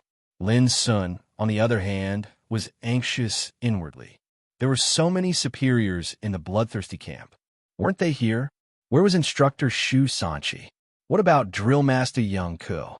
When he was thinking about it, an indifferent and calm voice suddenly came from the darkness in the distance. "Did you get my consent to arrest people from Camp 39? In the past, the voice was as terrifying as the devil, but now it was more beautiful than any sound of nature in the world. Instructor Young Ko was finally here. Lin Sun was completely relieved. At the same time, the woman holding him suddenly stopped.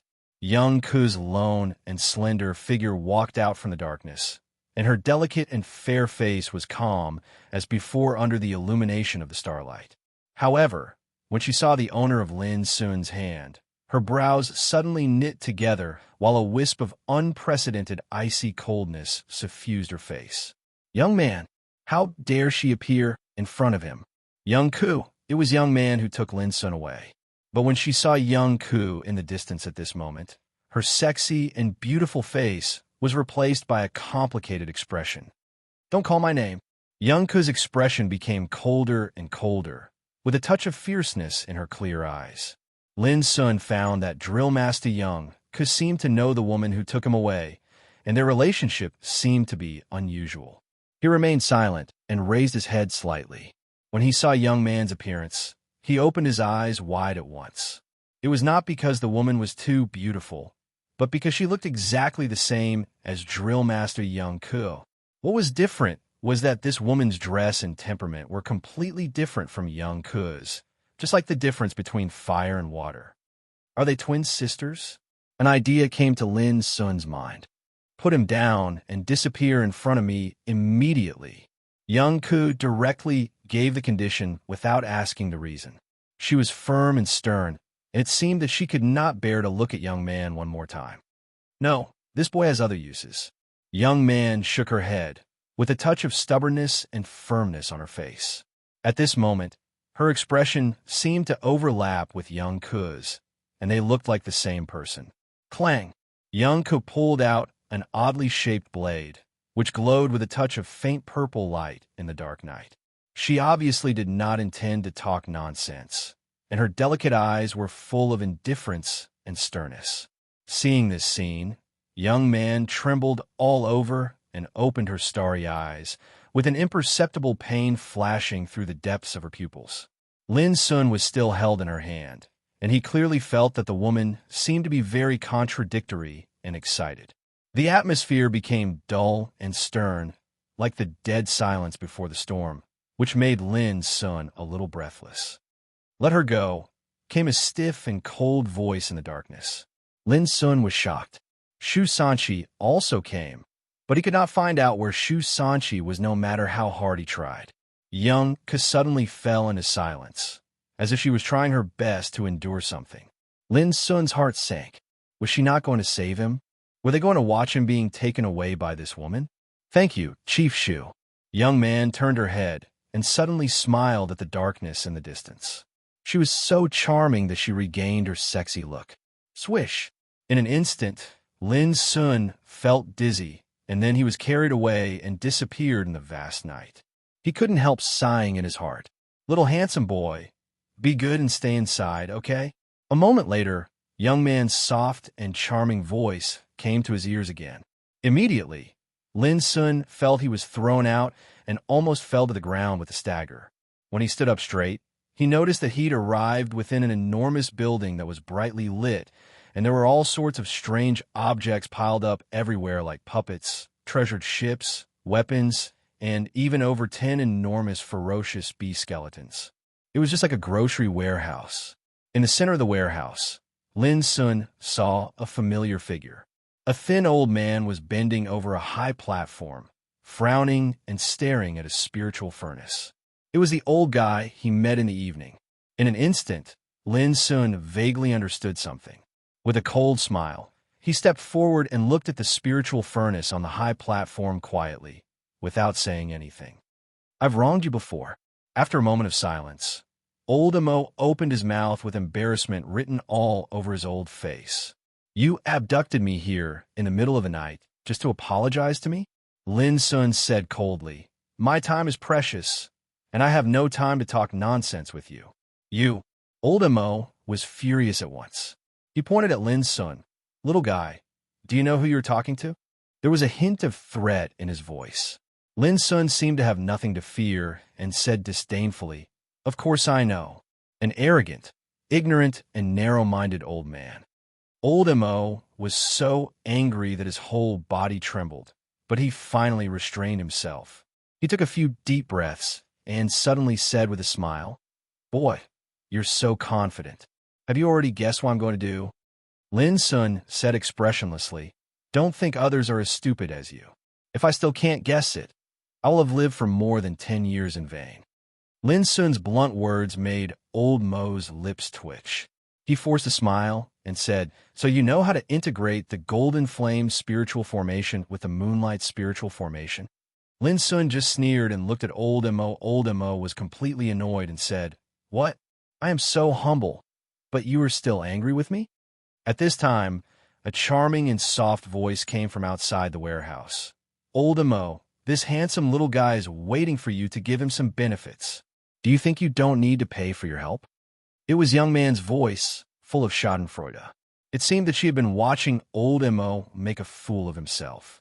Seeing old Emo was about to be defeated, she couldn't help reminding him.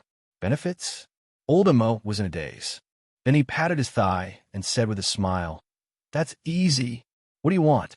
As long as I can satisfy it, I will satisfy you." Then he changed the subject. "But if you dare to deceive me, then I will be the first to punish him. This little guy has taken advantage of me a lot along the way. If he is useless, I will suffer a great loss." Young man's voice sounded again. Lin Sun was speechless. It was really a headache when the old man and the woman worked together to deal with him. Since he had vented his anger, he was afraid that he would annoy them if he pestered them endlessly. Although Lin Sun couldn't figure out the identity and background of these two people, since they could appear in the bloodthirsty camp, and even Shu Sanchi spoke for the woman, they were obviously not ordinary people. If he offended them, he would be the unlucky one in the end. It's not bad to talk about benefits after I solve your problem. Lin Sun seemed very happy at this moment. Prepare an inscribing pen and a piece of paper for me. Old Mo cheered up and did as he was told, but he still felt a little uneasy. Could this 13-year-old boy really make it? He had been thinking about how to solve this problem since he knew that he needed to integrate the Golden Flame spiritual formation and the Moonlight spiritual formation to transform the spiritual furnace. But until late at night, he still had no clue. He was frustrated and anxious and was about to go crazy. His old friend in Green Deer School had pointed out the direction for him, but he couldn't do it, which made old Mo start to doubt the level of spiritual tattoos he had mastered. The reason why old Mo kidnapped Lin Sun in the middle of the night was completely a whim. He had the mentality of making every possible effort. Whether it would work or not, he would try it first. He didn't hold much hope. However, Lin Sun's tough attitude and behavior just now cheered old Mo up. Especially when Lin Sun promised to help him solve this problem, he couldn't help but have some expectations in his heart.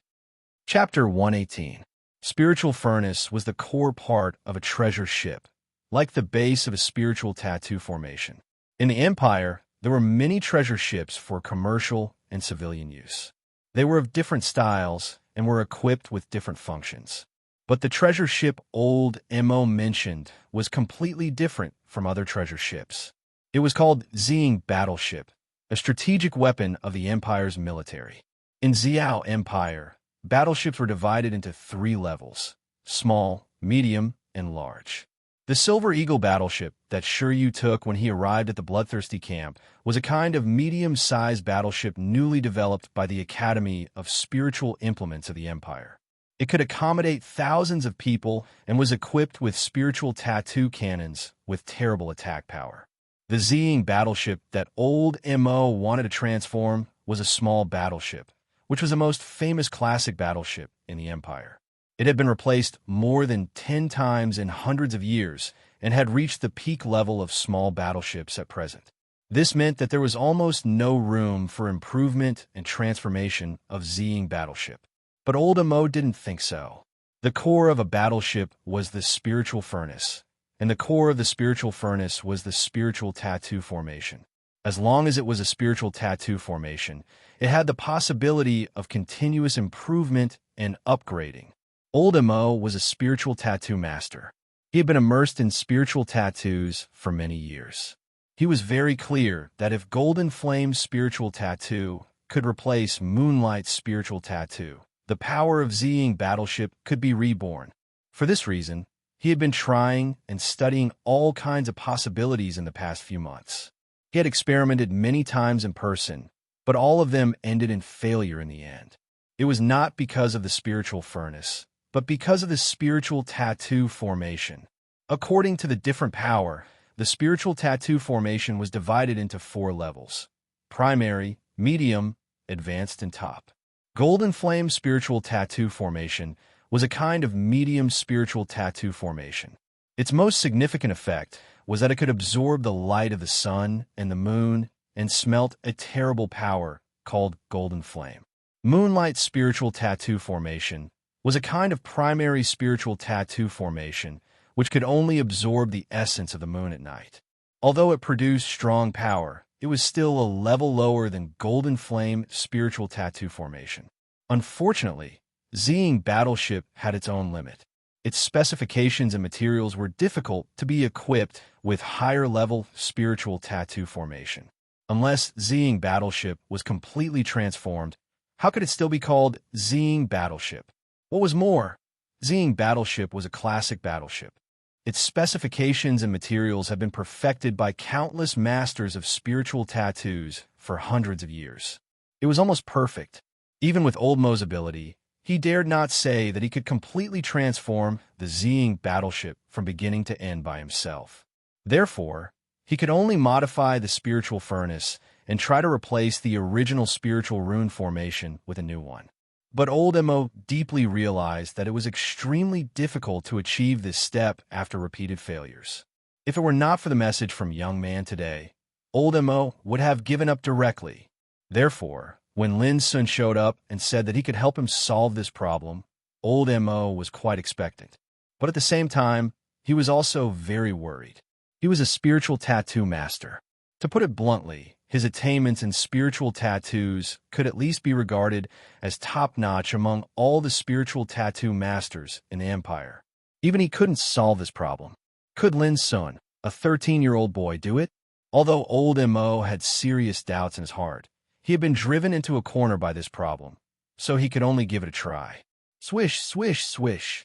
When old Mo was thinking about it, Lin Sun had already stood in front of the high platform, picked up the inscribing pen, and bent over to sketch on a piece of white paper. The sharp tip of the pen was dipped in the most common black ink. With a light and elegant technique, wisps of hair-like spiritual tattoos flowed on the white paper. But when people stared at these spiritual tattoos, they didn't feel light at all. Instead, they gave people a kind of heavy and clumsy power. Old Mo's eyes lit up. The most important thing for a spiritual tattooist was the strength of the brush, which varied from person to person. Some were treacherous and erratic, some were light and elegant, some were magnificent, and some were sonorous and vigorous. Lin Sun's movements were wantonly and elegant, light and skillful, like moving clouds and flowing water. The spiritual tattoos inscribed by Lin Sun were heavy and simple, majestic and majestic. This was not something that could be achieved by just having a solid foundation. It was obvious that he had his own style in the field of spiritual inscriptions. This was so rare. At least among the spiritual tattooists that old Mo knew, there was almost no one who could do this at the age of 13 or 14. Old Mo's expectation in his heart increased a lot, and the way he looked at Lin Sun was faintly different. This boy was not simple, but when he saw the spiritual tattoos inscribed by Lin Sun, old Mo frowned at once and couldn't help asking, "Is this the Greenwood spiritual formation?" Lin Sun looked focused, as if he had heard nothing, and continued to write. With his current ability, he could not refine a complete spiritual tattoo formation by himself, but it was a piece of cake for him to draw a spiritual tattoo formation. Seeing that Lin Sun ignored him, old Mo didn't say anything more. But the more he looked at Lin Sun, the more he felt something was wrong.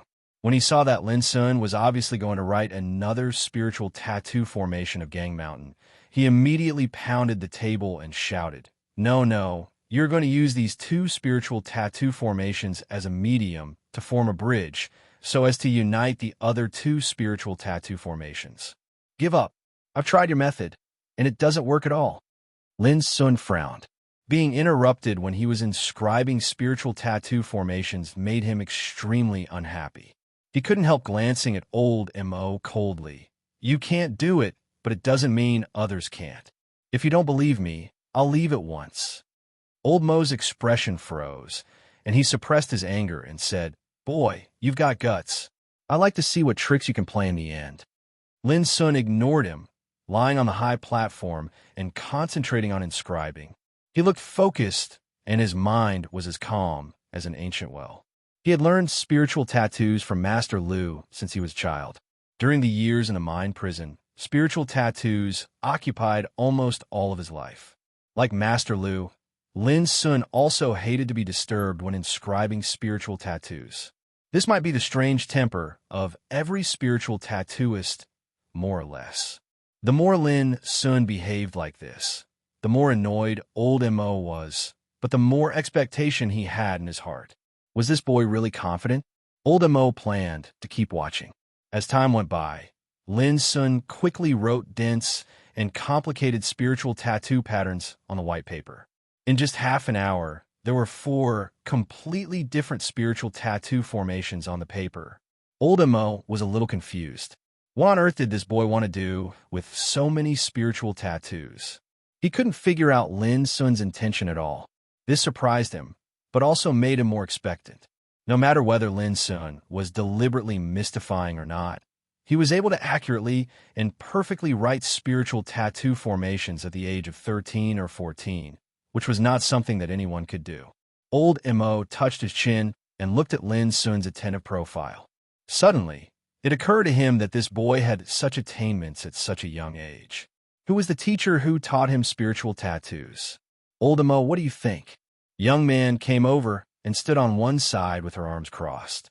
She looked at Lin Sun with her watery eyes with a trace of curiosity. She was dressed in a sexy leather coat. Her skin was white and her face was beautiful and sexy.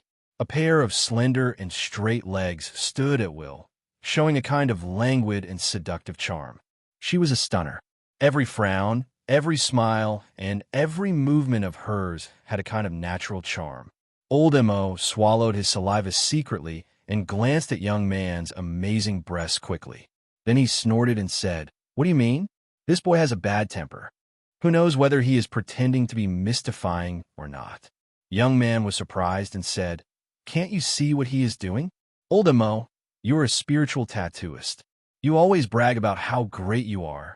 Before she finished, Old Mo's face darkened, and he almost roared and interrupted her. "You are a woman. What the hell do you know about spiritual tattoos? How can a woman like you intervene in the affairs between us spiritual tattooists?" Young man curled her lips and said disdainfully, "Don't pretend in front of me. I really don't know these things, but I know how to dig out an old rascal's eyes in the shortest time."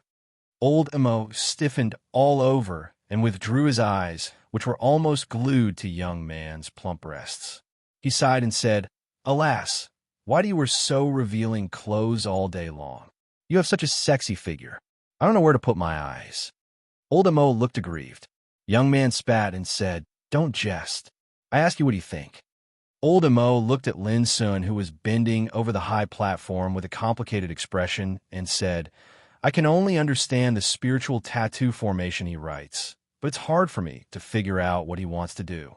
What's more, I can't figure out the connection between it and the transformation of the spiritual furnace." There was a rare trace of sadness in his voice. Young man was stunned and looked at Lin Sun. Looking at his focused and delicate side face, she murmured, "A serious man is really the most handsome." Old Mo couldn't help but roll his eyes and said, "You have never said that when I was concentrating on my work every day." Young man chuckled. "You are too ugly. How can a handsome boy be so fresh and delicious?" Old Mo was surprised and said, "Do you want to eat young grass? He is only 13 or 14 years old. Don't hurt him."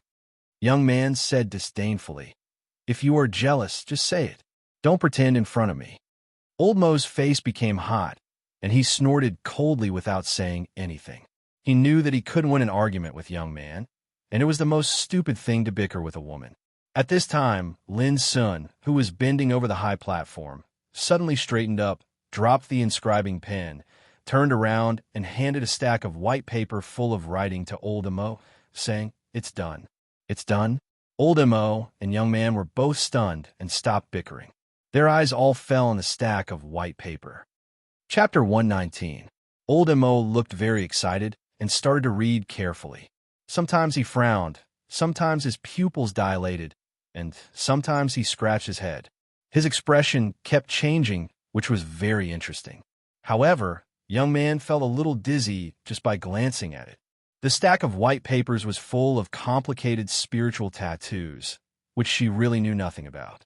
Turning her head and looking at Lin Sun, who was standing aside, young man couldn't help asking, "Can you really solve this problem?"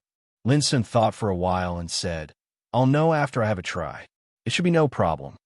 He didn't dare to be too absolute, because he was not sure whether the answers he gave could be realized by Old Mo's means. Young man's ruddy and plump lips showed a charming smile. She blinked her watery eyes and said, "Handsome boy, if you fail, I won't spare you." Although it was a threat, Lin Sun's heart beat violently when she said it in such a flirtatious way. He took a deep breath and asked with a smile, "What if I succeed? How will you repay me? Devote yourself to me?" Young man bit her red lips, which was very sexy. "It's not realistic. Give me another one." Lin Sun said flatly. He was not dazzled by the beauty, and he knew that the charming beauty in front of him was teasing him. Young man frowned and said pitifully, "Am I not beautiful? You can even refuse my kindness. What else do you want? Do you want me to catch 17 or 18 little beauties to accompany you?" Lin Sun felt a headache and said with a wry smile, "Can't we talk seriously?" Young man became more and more resentful. "Are you saying that I'm not serious? What a stone-hearted little bastard. I've misjudged you." Lin Sun was completely helpless. Fortunately, at this time, old Emo suddenly raised his head with bloodshot eyes and frowned brows. He anxiously pointed at a spiritual tattoo formation on the paper and said, "Among the 5 spiritual tattoo formations you gave me, only this clear shadow formation is obviously out of place. What's its use on earth?" Lin Sun secretly breathed a sigh of relief, directly ignoring young man's resentful eyes, and began to discuss with old Mo, "This formation is formed from 36 wind attribute spear inscriptions and 72 earth attribute spear inscriptions. It looks like a huge illusion array, but if it is used on the spiritual furnace, it can be fused with the greeny true wood spirit array to form a new spirit array." Lin Sun spoke with fervor and assurance, his voice calm and fast. Old Mo listened to Lin Sun very carefully and attentively. Along with Lin Sun's explanation, a touch of enlightenment appeared on his face. He quickly asked, "What about this metal fragmentation formation?" "It's very simple. The golden fragmentation spiritual formation is used to supplement the golden flame spiritual formation. The two have the same property. Only by combining them can they form a connection with the other spiritual formations." "I see. Why didn't I think of this before? Isn't this the simplest method of melting the tactical matrix?" Old Mo patted his thigh, feeling both annoyed and amazed. "No, something's not right here. No way. You don't even understand this? Don't forget that no spiritual formation exists in isolation. It's interdependent and mutually restrained because of their properties.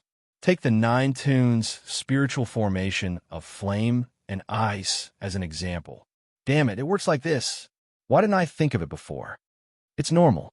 All your thoughts are on the fusion, so you ignore the various wonderful changes that will occur when the spiritual formations repel each other." The conversation was going on enthusiastically. An old man and a young man stood there and talked to each other in front of a stack of white paper. What they talked about were all difficult and complicated terms of spiritual tattoos. Young man was confused. She stared at the energetic young man who talked with fervor and assurance, and then at old Mo, who humbly asked for advice like a student. Suddenly, she felt that everything in front of her was so unreal. When did old Mo, the arrogant and perverse old guy, become so modest? And it was in front of a young man, which was incredible. It should be known that although old Mo was proud of his talent and had his eyes on the top of his head, he had real talent and could be regarded as a top-notch spiritual tattoo master in the world. If old Mo hadn't been left here by special means by the bloodthirsty camp by chance, he could have been a respected teacher in the Green Deer School of the Empire by virtue of his means. In fact, old Mo did have a very unusual relationship with the Green Deer School. But such an old guy who was so qualified in the field of spiritual tattoos lowered his noble head in front of the 13-year-old young man of the moment and showed a humble look of acceptance of teaching, which really made young man feel incredible. She even felt that Lin was like an unworldly master at this moment, while old Mo seemed a little ignorant.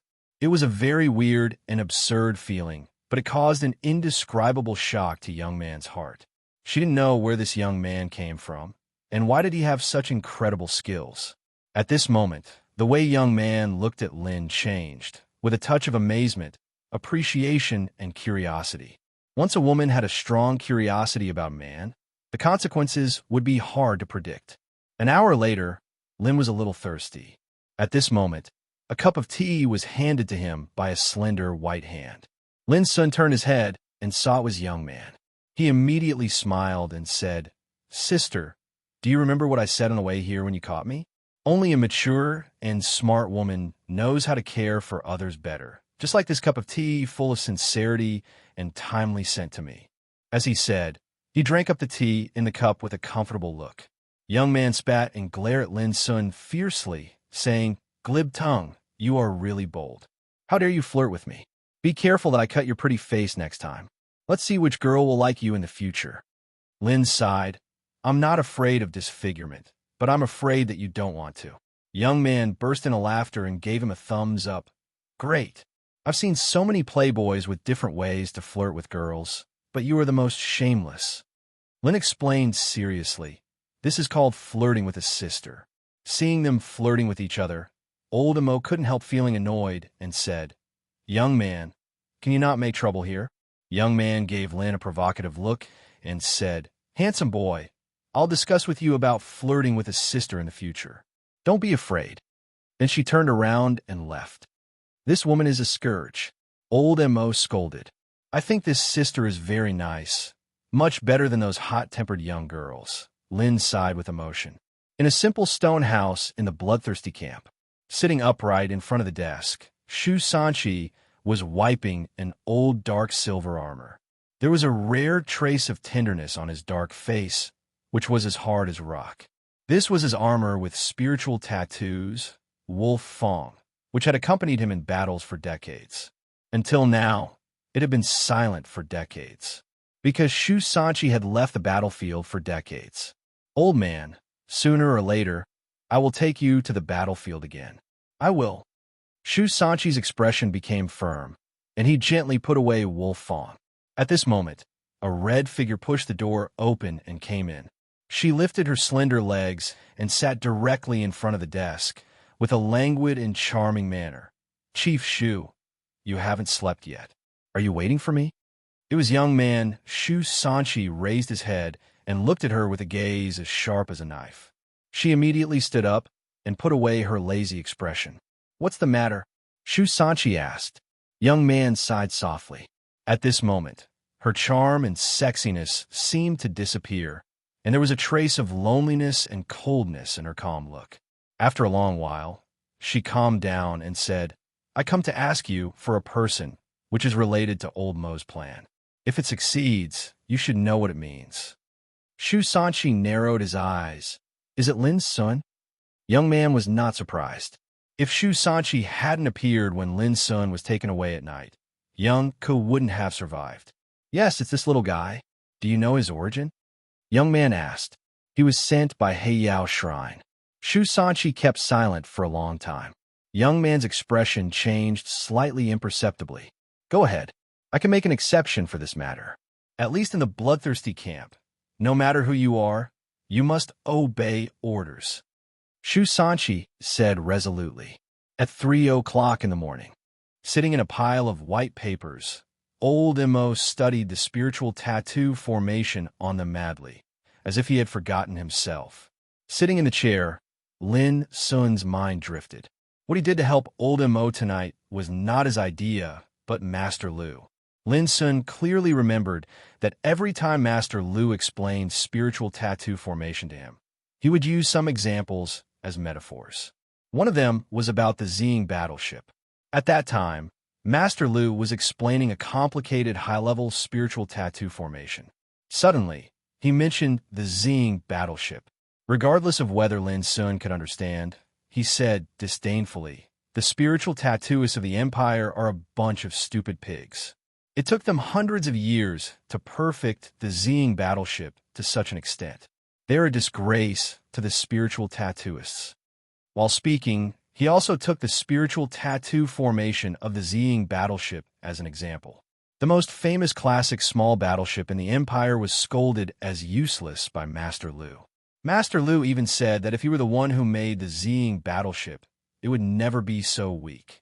At that time, Lin Sun was too young to understand all this. But after what happened tonight, Lin Sun suddenly realized that the knowledge of spiritual tattoos he had learned from Master Lu these years was so remarkable. But why did Master Lu mention all this? Lin Sun couldn't figure it out. Just as Lin Sun was thinking, young man came in hurriedly and directly announced, "Lin Sun, from today on, you don't have to go back to the training camp 39. P.S. Many friends have left comments saying that the protagonist's personality in these two chapters is a bit abrupt. Goldfish would like to explain that Lin Sun is a teenager with a complex personality. He grew up in a mind prison, so he is definitely not a pure white lotus who knows nothing. This kind of person will seize every opportunity to protect himself or become stronger. He is definitely not a gentleman. This kind of character would gradually become fixed in the future.